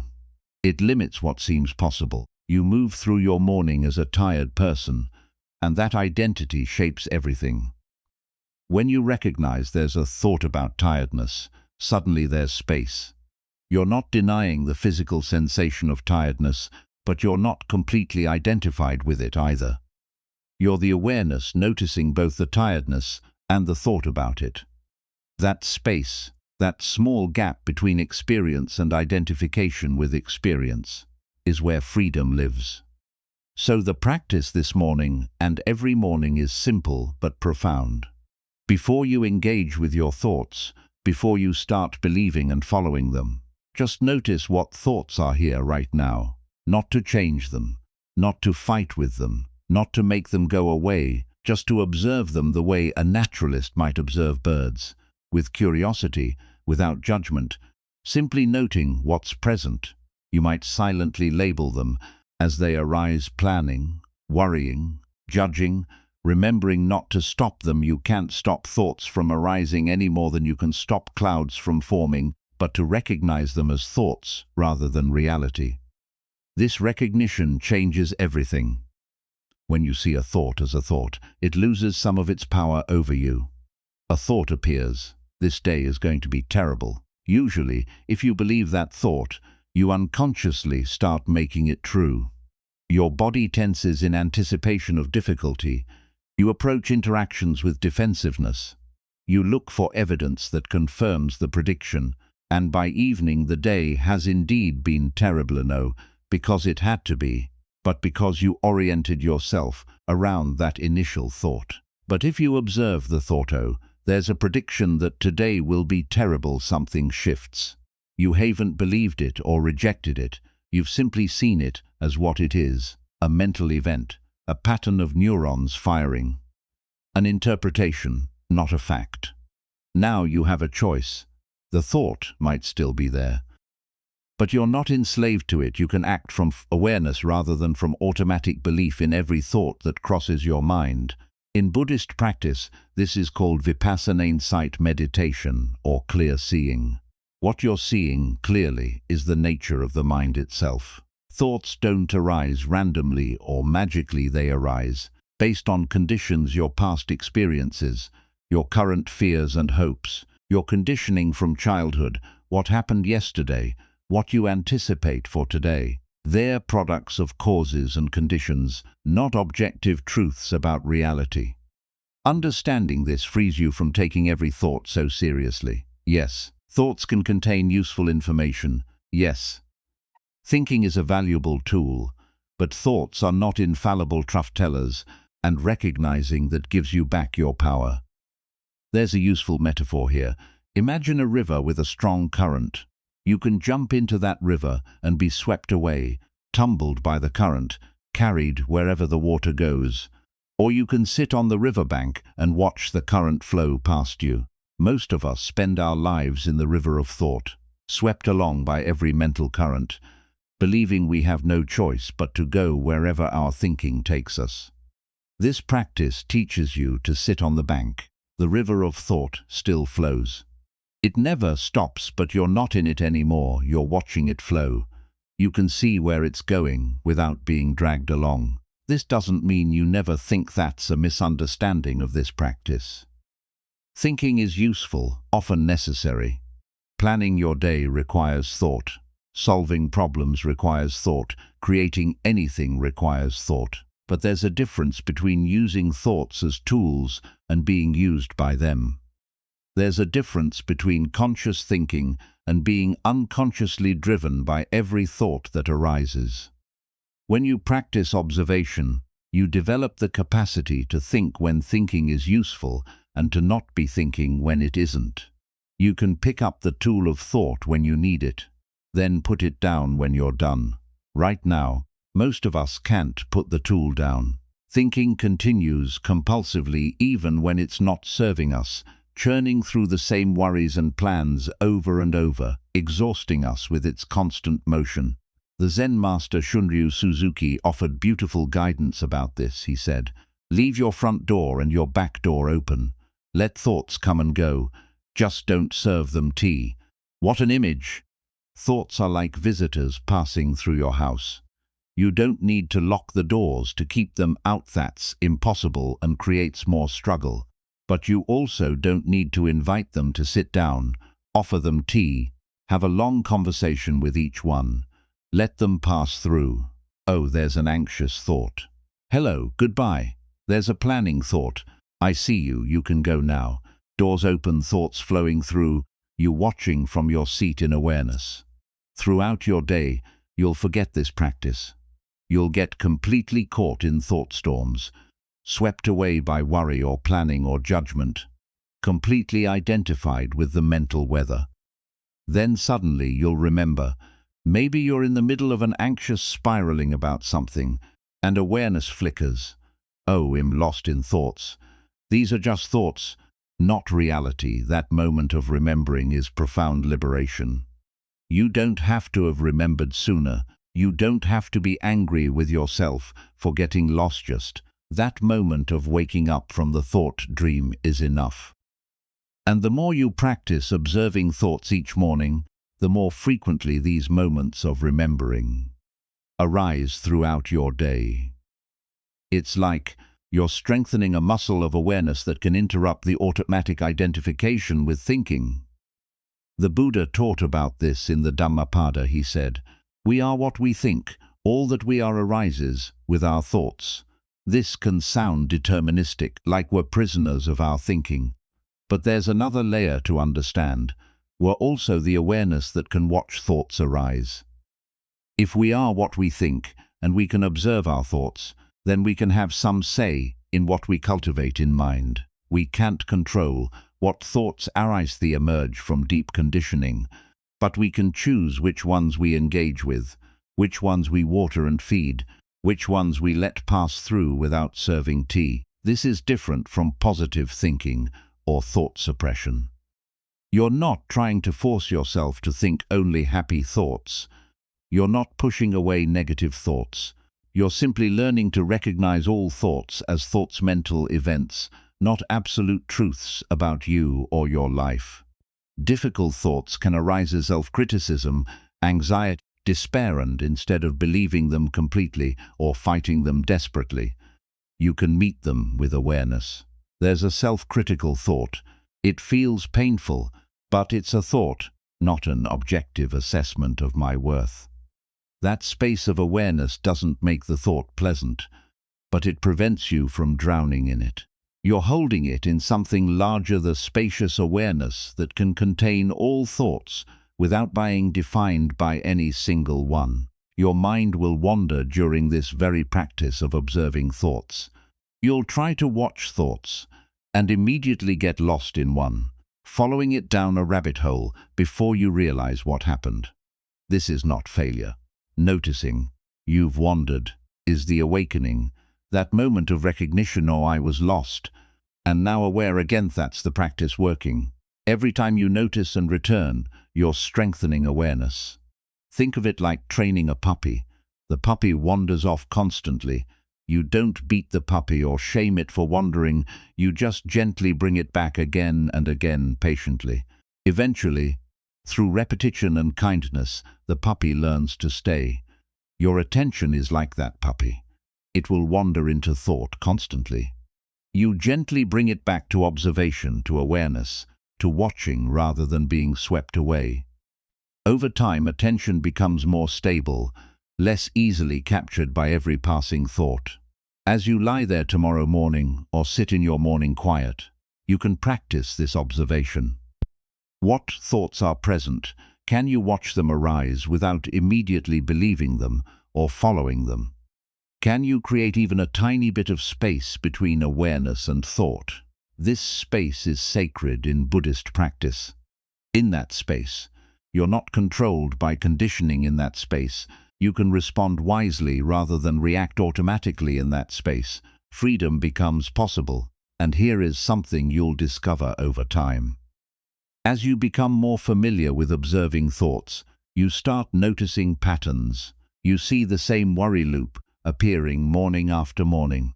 You recognize your mind's habitual strategy as ways it tries to protect you through overthinking. The stories it tells to make sense of uncertainty. Seeing these patterns doesn't immediately dissolve them, but it lessens their power. When you recognize, oh, this is my morning anxiety pattern. I've seen this 100 times. The pattern becomes less convincing. It's like watching a movie you've seen so many times. You know every scene. You're no longer lost in it. This clear seeing, this observation of the mind's patterns and habits, extends beyond thoughts into everything. You start noticing patterns in how your body holds tension, how your emotions move through you, how you react to others. And sometimes, in moments of grace, you notice something even more subtle. You notice the awareness itself, not the thoughts, not the observer of thoughts, but the quality of being aware, the consciousness in which everything appears. This gets into territory that's hard to describe with words, but you might touch it in your practice a moment when you're not caught in thought, but also not effortlessly watching thoughts, just resting as awareness itself, prior to all the mental content. These moments are brief at first, easy to miss, but they point to something the Buddha discovered. Your true nature isn't the stream of thoughts, it's the awareness in which thoughts appear and disappear. We'll explore that more as we continue, but for now the practice is simpler. Just note thoughts, watch them arise, see them for what they are, mental events, not absolute truth. Return to this watching whenever you remember. This clear seeing extends naturally into your body and your expressions, because as you observe the mind's patterns, you start noticing how thought creates tension, how mental states manifest physically. And this brings us to something surprisingly powerful in its simplicity. The gesture of a gentle smile offered to yourself before the day begins. The smallest practice is sometimes the most powerful. Before you even open your eyes fully this morning, before you move your body or speak a word, there's something you can do that takes no time and costs nothing. The corners of your mouth lifting slightly, just theta gentle smile, so subtle it might be invisible to anyone watching. If you've seen statues of the Buddha, you've probably noticed that slight smile on his face. No, a big grin, not forced happiness, just a soft upward curve at the lips, the half-smile of someone at peace. This smile isn't for anyone else, it's for you, a gesture you offer to yourself. Before the day begins making demands, maybe resistance immediately arises. When you hear this smile, when I wake up anxious, when I'm dreading the day ahead, when my body hurts or my heart is heavy, you want me to smile. I hear that resistance, and I'm not asking you to pretend everything is okay when it isn't. I'm not suggesting you paste on fake happiness or perform positivity you don't feel. This practice is something more subtle and more genuine than that. The Vietnamese Zen master Thich Nhat Hanh, who we've heard from before, taught extensively about the practice of smiling. He would say something that sounds paradoxical at first. Sometimes your joy creates your smile, but sometimes your smile creates your joy. Think about that for a moment. We usually believe the relationship goes one direction. I feel happy, therefore I smile. Joy causes, smile simple, cause and effect. But Thich Nhat Hanh observed something the Buddha understood. The relationship flows both ways. Body and mind aren't separate entities with their own way street between them. They interpenetrate. They affect each other constantly. Your mental state shapes your physical posture and expression, and your physical posture and expression shape your mental state. The loop runs in both directions. When you're depressed, your body reflects it, shoulders slumped, face fallen, movements heavy. When you're joyful, your body reflects that too light a step, open posture, natural smile. Mental state creates physical expression, but it also works the other way. When you deliberately shift your physical state, straightening your spine, softening your face, lifting the corners of your mouth, your mental state responds, not magically, not instantly making everything better, but creating a subtle shift in the right direction. So the practice is this: still in bed or sitting up now, eyes closed or softly open. Allow a slight smile to form on your face. Not a forced grin, not teeth showing, not trying to look happy, just the gentlest lift at the corners of your mouth, so subtle someone watching might not even notice it. And then pay attention. What happens? Maybe your shoulders drop slightly, releasing tension you didn't know you were holding. Maybe your breath deepens naturally, no longer shallow and tight. Maybe something in your chest soft tense, a tiny bit of space opening, where before there was only constriction, or maybe nothing happens at all. Maybe the smile feels mechanical, fake, pointless. That's okay too. You're not failing if you don't feel an immediate wave of peace. The practice is the gesture itself, not the feeling it produces. You're doing something countercultural simply by making this gentle gesture toward yourself. We live in a world that demands seriousness, hardness, constant striving, a world that tells you to be tough, to armor yourself, to meet difficulty with tension and resistance. A world where gentleness toward yourself is seen as weakness or indulgence. This morning smile is a quiet rebellion against all of that. It's tenderness toward yourself when the world rarely offers tenderness. It's a way of saying, I'm here, I'm alive, and that itself, just being alive, just breathing, just existing, is worthy of a smile. Not because your life is perfect, or your circumstances are ideal, but because you're choosing to meet yourself with kindness rather than criticism, with softness rather than hardness, with openness rather than clenched resistance. There's a famous story from the Buddha's life about the power of a smile. It's called the Flower Sermon, and it goes like this. The Buddha stood before his students holding a flower. He said nothing, just held up this flower and smiled. The students were confused, waiting for teaching, for explanation, for words. One student, Mahakashyapa, looked at the Buddha holding the flower and smiling. And he understood, smiled back. The Buddha said, I have the treasure of the true teaching, the marvelous mind of nirvana, the true form which is formlessness, and the ineffable teaching. I have transmitted it to Mahakashyapa. What was transmitted? Not information, not philosophy, not technique, something wordless, the recognition of peace, presence, the simple fact of being here now without needing anything to be different.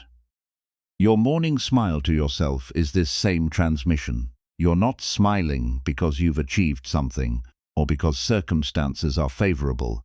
You're smiling as recognition. I'm here, life is here, this moment is here, and that's enough. This isn't about forcing happiness or denying difficulty. You can smile gently while also acknowledging that you're tired, that you're worried, that life is hard right now. The smile isn't saying everything is fine. It's saying I'm choosing to meet this moment, whatever it contains, with some measure of gentleness and openness rather than pure resistance. You're not forcing happiness, you're inviting openness. When your face is tight and closed, that reflects and reinforces a tight, closed mind and heart. When you soften your face, when you allow that gentle smile, you're creating a tiny opening, not fixing everything, just allowing a crack of light into the defended places. Imagine meeting someone difficult later Tode Somyeon who typically triggers your stress or frustration. You can meet them with your habitual tension jaw, face hard, already defended before they've even spoken. Or you can meet them with this inner smile still alive. In you, not a smile at them necessarily, but a quality of gentleness you've been cultivating since morning. The encounter will be entirely different. Not because they've changed, but because you're meeting them from a different place inside yourself. There's a teaching in Buddhism from the Heart Sutra that says, form is emptiness. Emptiness is form. This sounds mystical and abstract, but it points to something practical. Body and mind, form and consciousness, aren't separate things there, two aspects of one reality, constantly interpenetrating, constantly affecting each other. Change the body, and you change the mind. Change the mind, and you change the body. This isn't manipulation or trickery, it's understanding how you actually work. Your smile, even if it feels mechanical at first, sends signals through your nervous system. Facial muscles connect to neural pathways associated with positive emotion. The act of smiling, even slightly, even without feeling happy, creates conditions for a shift in your inner state. You're not lying to yourself. You're working with the body-mind connection intelligently, using form to affect consciousness, using gesture to invite possibility. Some mornings the smile will come easily and feel genuine. You'll wake with some natural ease, and forming that gentle smile feels like a simple extension of how you already feel. Those mornings are lovely. Other mornings the smile won't come at all. You wake in genuine pain, physical, emotional, or both. You wake to devastating news or overwhelming grief or fear that won't release its grip. On those mornings, don't force the smile. This practice is never a demand, never another thing to fail at, never another way to judge yourself as not doing it right. Maybe instead of a smile, you just soften the tension in your jaw. Maybe you let your face relax instead of clenching it. Maybe you place your hand gently on your cheek, as you would touch someone you care about. These are all forms of the same practice. Meeting yourself with tenderness instead of harshness, with softness instead of rigid demand, finding whatever gesture of kindness is available to you in this particular morning. This smile, this gentle gesture, is like putting a hand on your own shoulder the way you'd comfort a dear friend. It's the care you'd naturally offer someone else, now directed toward yourself. Most of us are so much harsher with ourselves than we'd ever be with someone we love. We wake up already criticizing ourselves. Didn't sleep enough, shouldn't feel this way, need to do better, be better. The inner voice is sharp and demanding before we've even left the bed. The morning smile interrupts that pattern. It's a gesture of friendship toward yourself. A way of saying to your own being, I see you, I'm with you, we're in this together. Over time, this smartness accumulates. You start your day meeting yourself with gentleness rather than criticism. Hundreds of mornings in a row that changes something fundamental in your relationship with yourself. You become someone who treats yourself with the same care you'd offer a person. You love and know perfectly, not every moment, but more consistently, more naturally. The default setting shifts from harsh judgment toward kind acknowledgement. And this shift in how you meet yourself changes how you meet everything else. You walk through your day having begun with that gesture of self-kindness, having literally formed your face into a shape of gentleness. You carry that with you, not as a permanent state you'll still get frustrated, worried, tense throughout the day, but you'll have this reference point to return to, that moment of morning gentleness available to be remembered when you most need it.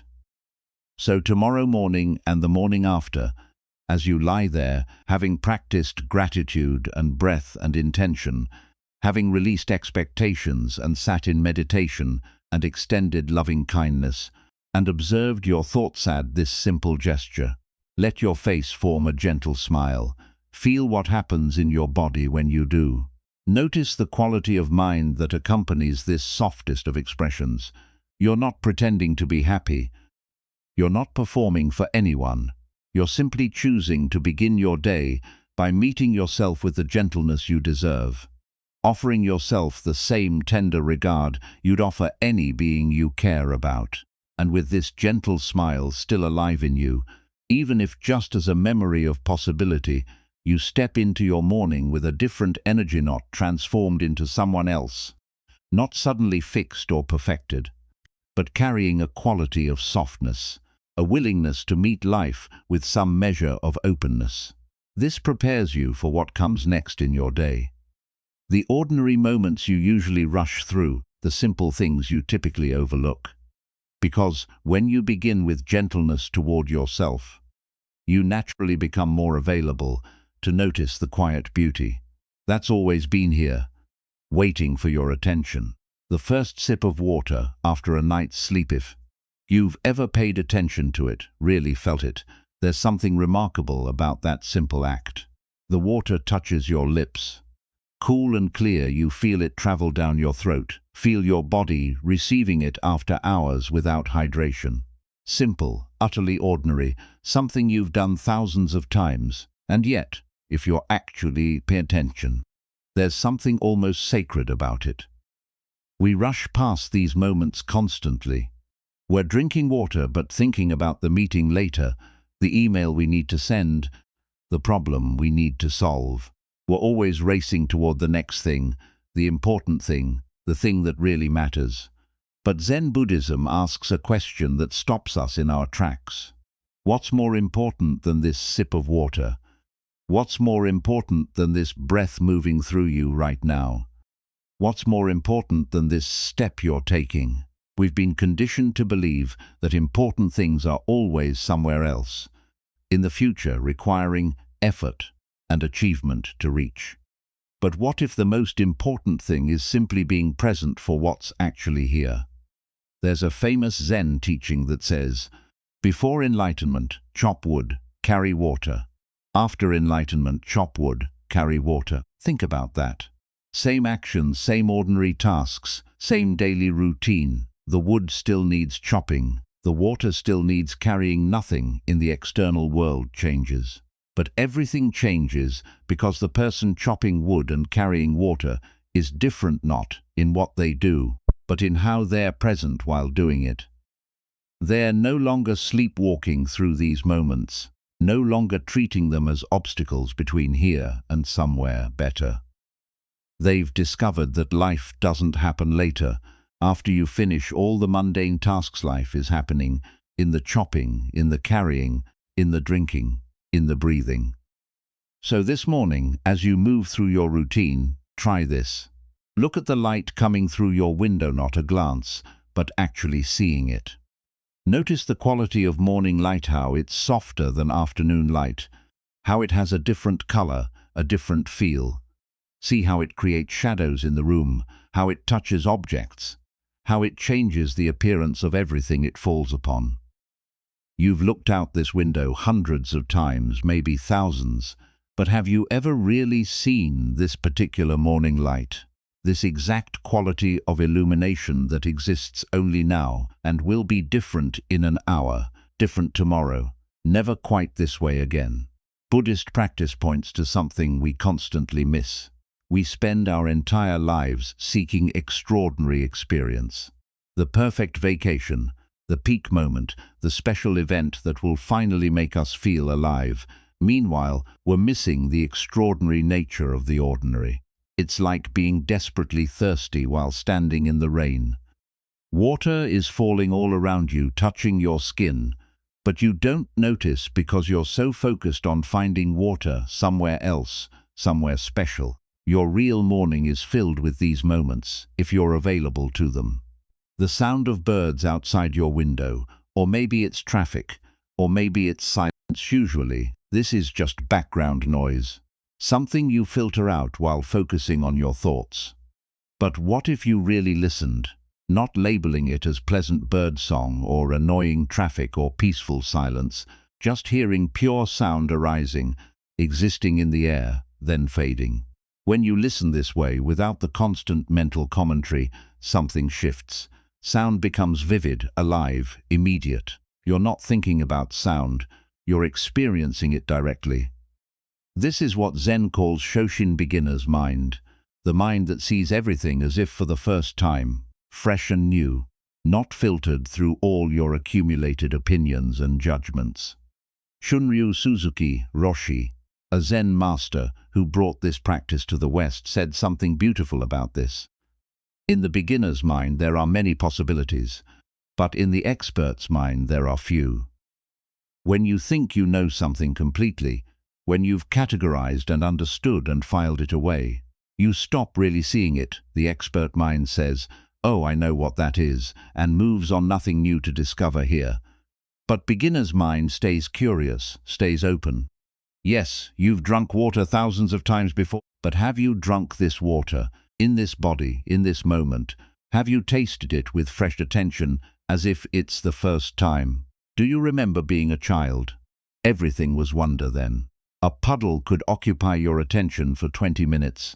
The way light reflected on water was endlessly fascinating. A bug crawling across the sidewalk was worth watching its entire journey. We lose this as we grow up, and we call that lost maturity, sophistication, growing up. What if we've actually lost something precious?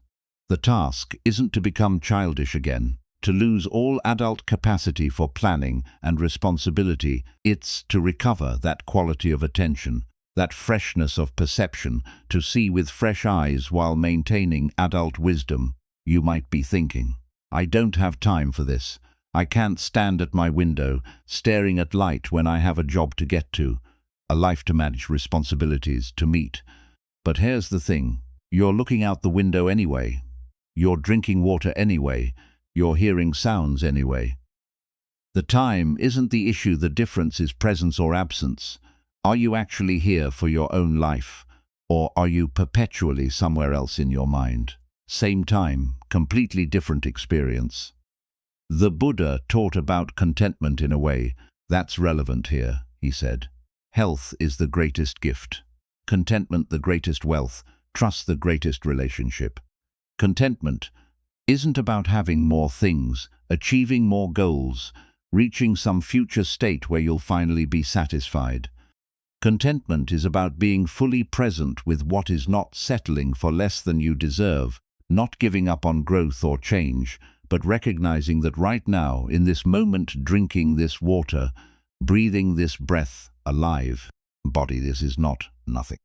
This is actually everything. When you practice this morning awareness, when you really taste your water, or see your light, or hear your sounds, something begins to shift throughout your entire day. Your tea break at work becomes meditation. Instead of scrolling your phone while mechanically drinking, you're tasting the tea, feeling the warmth of the cup in your hands, noticing the slight bitterness or sweetness on your tongue. Walking to your car becomes practice. You feel your feet contacting the ground, notice the air temperature on your skin, see the quality of light in this particular moment. Washing your hands becomes a ceremony.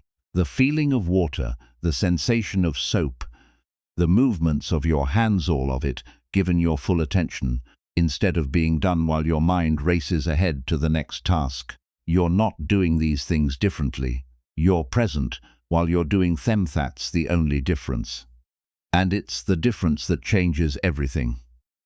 We've automated so much of our lives, going through motions, performing tasks, checking boxes, all while being mentally somewhere else entirely. Then we wonder why life feels empty, why we feel disconnected, why even pleasant experiences feel hollow. But life isn't empty, we're absent. Life is happening with or without our attention. The water is still refreshing your body, whether you notice or not. The light is still illuminating your room, whether you see it or not. But when you're absent, when you're lost in thought, you miss the actual experience of being alive. You arrive at evening and realize you weren't really present for any of it. The day happened, but you weren't quite there. You were busy planning, worrying, remembering, analyzing anything but actually being here. This practice of enjoying the simple isn't about making ordinary things special or putting them on a pedestal. It's about recognizing that ordinary is special. Every moment is the only moment of its kind that will ever exist. This sip of water happens once. This quality of morning light appears once. This breath moves through you once. You can have another morning, another breath, but not this one again. When you really understand that, really feel it, ordinary moments become precious, not because you're making them special, but because you're recognizing what they actually are. Unique, unrepeatable, fleeting. The Japanese have a concept called mono no awaria, gentle sadness at the impermanence of things, combined with appreciation for their transient beauty. Cherry blossoms are treasured, partly because they bloom so briefly. Their beauty is inseparable from their impermanence. Your morning is like that. This particular morning will never come again. You can have other mornings, but not this one. That reality, when you let yourself feel it, makes even the simplest moment worth your full attention. You'll forget this practice constantly. That's not a problem, it's reality. You'll rush through your morning, automate your movements, arrive at work without remembering the drive, and then maybe at lunchtime, maybe in the afternoon, you'll take a bite of food and suddenly taste it, really taste it all, the flavors distinct and present, the texture, the temperature, the experience of eating suddenly vivid and immediate. That moment of remembering, of waking up to the present, that's grace. You don't have to be hard on yourself. For all the moments you miss, just notice this moment of presence. Be grateful for it and continue. The practice isn't maintaining perfect awareness. Every second, it's repeatedly returning to presence, repeatedly remembering that life is here now, not somewhere else later. Each morning when you practice this, really tasting your water, really seeing your light, really hearing your sounds, you're strengthening something in yourself, not through force or discipline, but through gentle repetition. You're training your attention to recognize and appreciate what's actually here, instead of constantly searching for something better somewhere else. Over time, this becomes more natural. Less effortful. Presence becomes your default rather than something you have to work hard to achieve. But even after years of practice, you'll still forget sometimes, still sleepwalk through moments, still get lost in thought, still miss the simple beauty of what's right in front of you. That's part of being human. The practice is just returning again and again, with patience and without judgment. Each return is valuable. Each moment of presence is complete in itself. This quality of attention you're cultivating with simple things, the water, the light, the sounds, naturally extends into how you move through space. When you're really tasting your water, you're present in your body, and that embodied presence wants to extend into movement, into the sensation of actually inhabiting your body as it moves through the world. Walking, which you do countless times each day, becomes an opportunity for this same practice, not walking to get somewhere, but walking as a way of being present, of feeling your body in motion, of experiencing each step fully. This is where all these practices converge. Gratitude, breath, intention, release, stillness, loving kindness, observation, gentleness, and now presence with simple things. Here, now, fully alive in this moment, in this body, taking this step, the first steps of your day. Usually you take them without a second thought. Feet hit the floor, body moves from bed to bathroom, completely automatic. Mind already racing ahead to what needs to happen today. But what if these steps were sacred? What if the very first movements of your body could be a practice, a meditation, a way of honoring the gift of being alive and able to move? Thich Nhat Hanh, the Zen master whose wisdom we've encountered throughout these teachings, offered an instruction so beautiful it stops you in your tracks. He said, "Walk as if you are kissing the earth with your feet." Just let that image settle in you for a moment. Walking not as transportation, not as getting from here to there, but as a gesture of love, of tenderness, of gratitude for the ground that holds you. What would it feel like to walk that way? To place each foot down, gently, consciously, as if the earth itself were precious. The practice is simpler than it might sound. Upon rising from bed this morning, before you rush to the bathroom or kitchen, before your mind fully engages with the day's demands, walk slowly, just slowly, not rushing toward a destination, but being present with the movement itself. Feel your foot meet the floor. Notice how it happens: heel first, then the ball of your foot, then your toes. Feel the weight shifting from one foot to the other. Notice the balance required, this complex coordination of muscles and bones and nervous system that you completely take for granted. Every step is actually a small miracle. Your body knows exactly how to distribute weight, how to maintain balance, how to coordinate hundreds of muscles without any conscious direction from you. You've been walking for so long that you've forgotten how remarkable it is. Think about your real morning. Maybe it's only 10 steps from your bed to the bathroom. Usually you take those steps while thinking about your schedule, planning conversations, worrying about deadlines, reviewing yesterday's mistakes. Or body is here, but you're somewhere else entirely. What if, just for those 10 steps, you were fully present? Not thinking about where you're going, but experiencing the walking itself. You can coordinate your steps with your breath. If you want, breathing in as you lift one foot, breathing out as you place it down, or finding your own natural rhythm, where breath and movement flow together without force. In Zen Buddhist tradition, this is called Khenchen walking meditation. Monks practice this between periods of sitting meditation, walking slowly and mindfully around the meditation hall. But here's what's important to understand. Khenchen isn't a break from meditation. It's not rest between the real practice of sitting. Walking itself is the practice. Sitting is meditation in stillness. Walking is meditation in motion. Both are complete practices on their own. Both are ways of being fully present, fully alive, fully here. You've walked thousands upon thousands of times in your life, but have you ever really walked? Have you felt the extraordinary complexity of what's happening? The signals from brain to muscles, the balance adjustments happening millisecond by millisecond, the coordination of breath and movement and intention. This is what it means to be alive. Not just moving through space, but being conscious of the movement, experiencing it, feeling it from the inside as you walk. You might silently say to yourself, "I am here.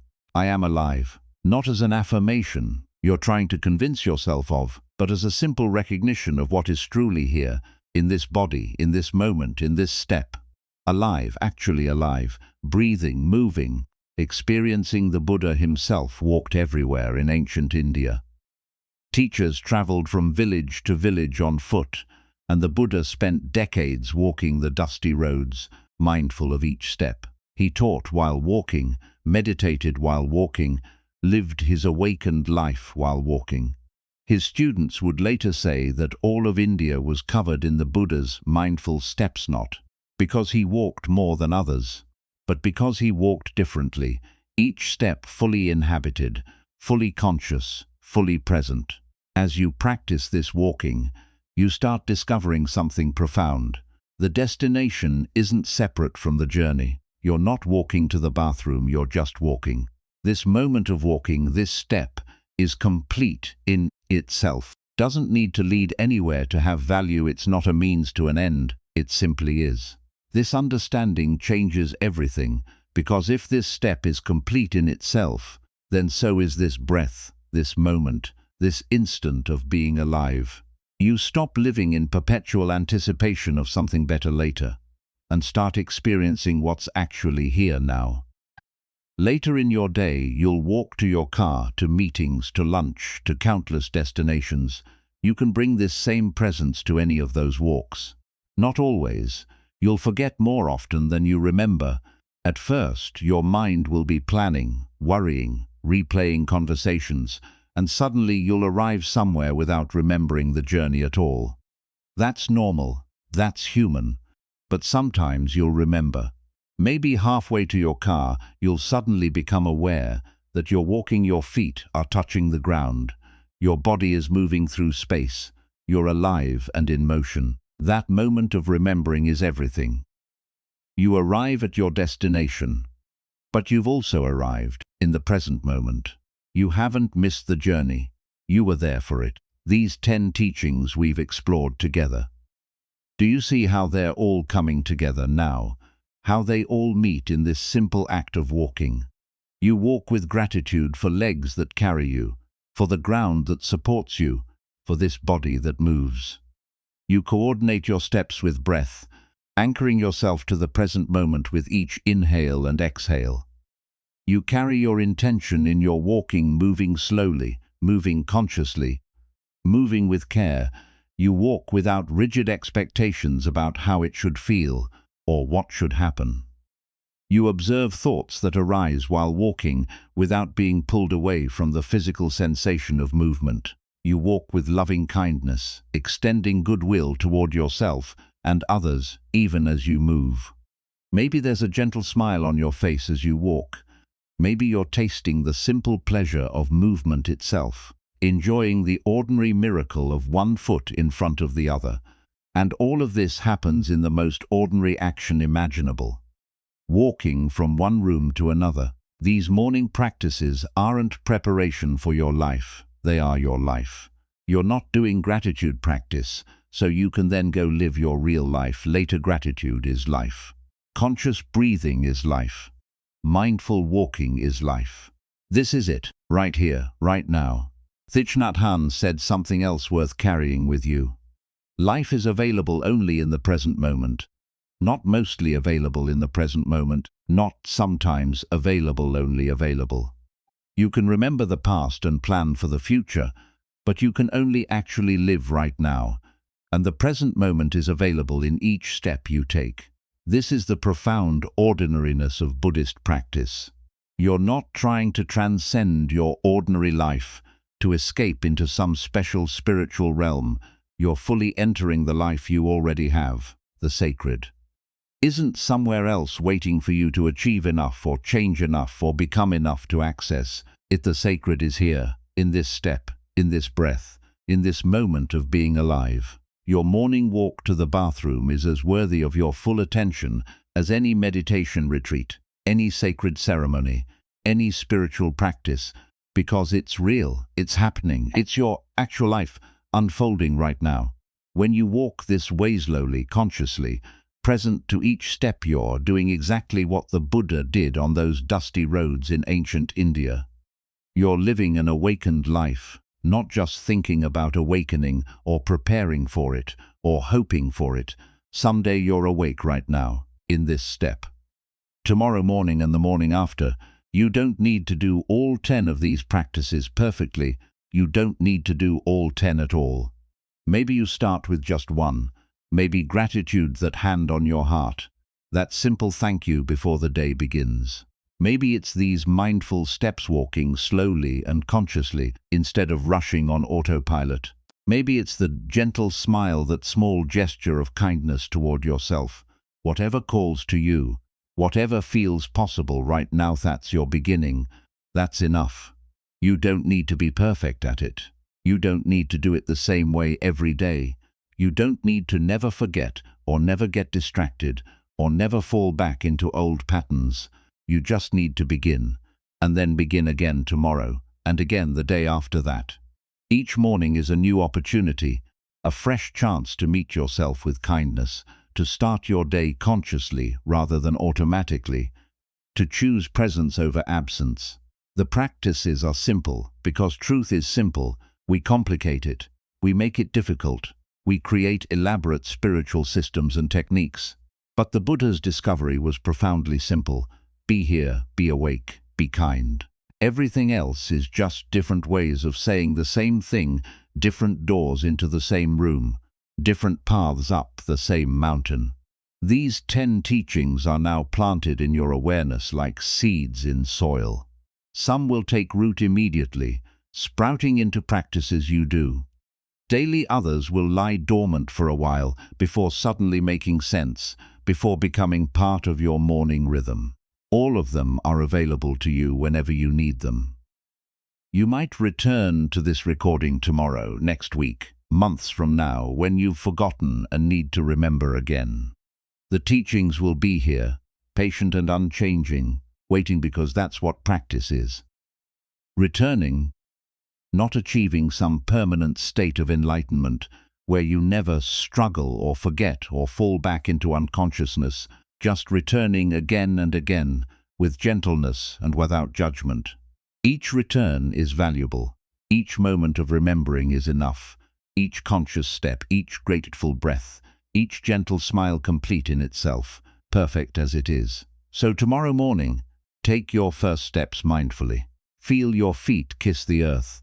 Be here for it, be alive for it, and carry that quality of presence with you as you move into your day, knowing that every step is an opportunity to arrive, to be here, to live this one precious life with awareness and care.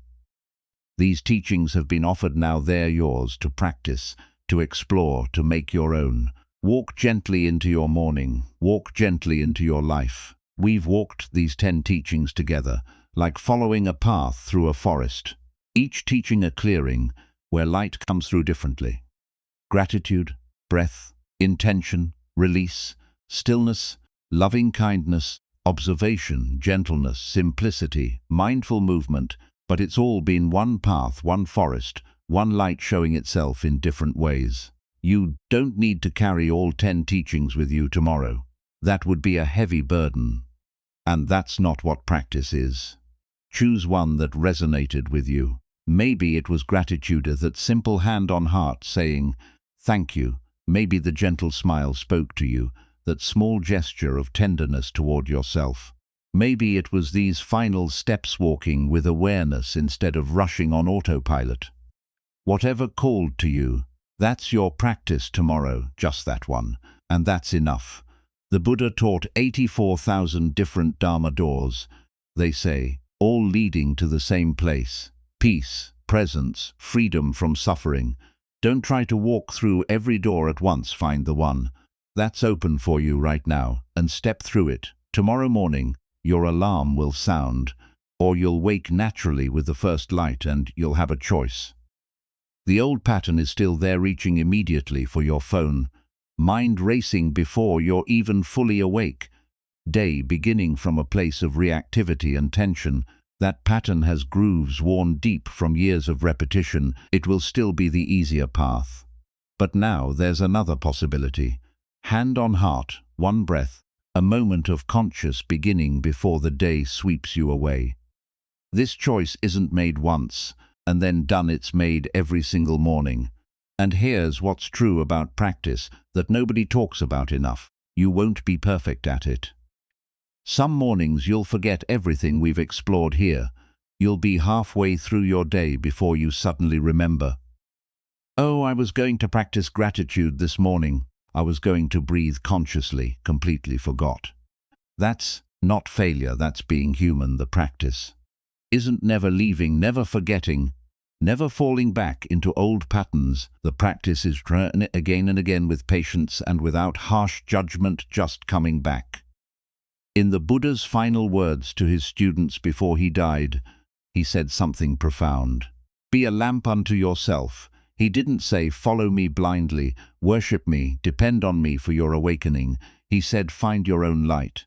These teachings are matches I've offered you, but you must strike them yourself. This isn't about becoming a different person. You're not broken and needing to be fixed. You already have what Buddhists call Buddha nature, capacity for awareness, for peace, for presence. It's already in you, complete and whole. These practices don't create something new, they remove the obscurations. Like wiping dust from a mirror, the mirror was always clear underneath. Everyone who's listened to these teachings with you, across cities and countries and time zones, people, you'll never meet, you're all connected by this shared practice. This isn't solitary work, even though you do it alone each morning. There's an invisible web connecting everyone who chooses to begin their day consciously, who practices presence, who walks gently through this life. You're not alone. In this, the Dhammapada, one of the Buddha's core teachings, says this: better than 1,000 hollow words is one word that brings peace. You now have 10 words, 10 practices, even one of them lived fully and sincerely is enough to change everything. So tomorrow morning when you wake and the day hasn't yet made its demands, remember you have a choice. You have these practices. You have this moment. The morning is a door opening. You can walk through it, awake. Thank you for these hours we've spent together, for your willingness to listen, to consider, to maybe try one of these practices tomorrow morning. Your practice matters. You matter. May you wake with peace. May your mornings become sacred, not through grand gestures, but through simple presence. May you find the extraordinary hiding in the ordinary, in your breath, in your steps, in the water you drink, and the light coming through your window. May you walk gently through this life. May you be kind to yourself when you forget, and patient when you remember. May you know deep in your being that you're already home. The path continues with your next breath, your next step, your next morning. Walk gently.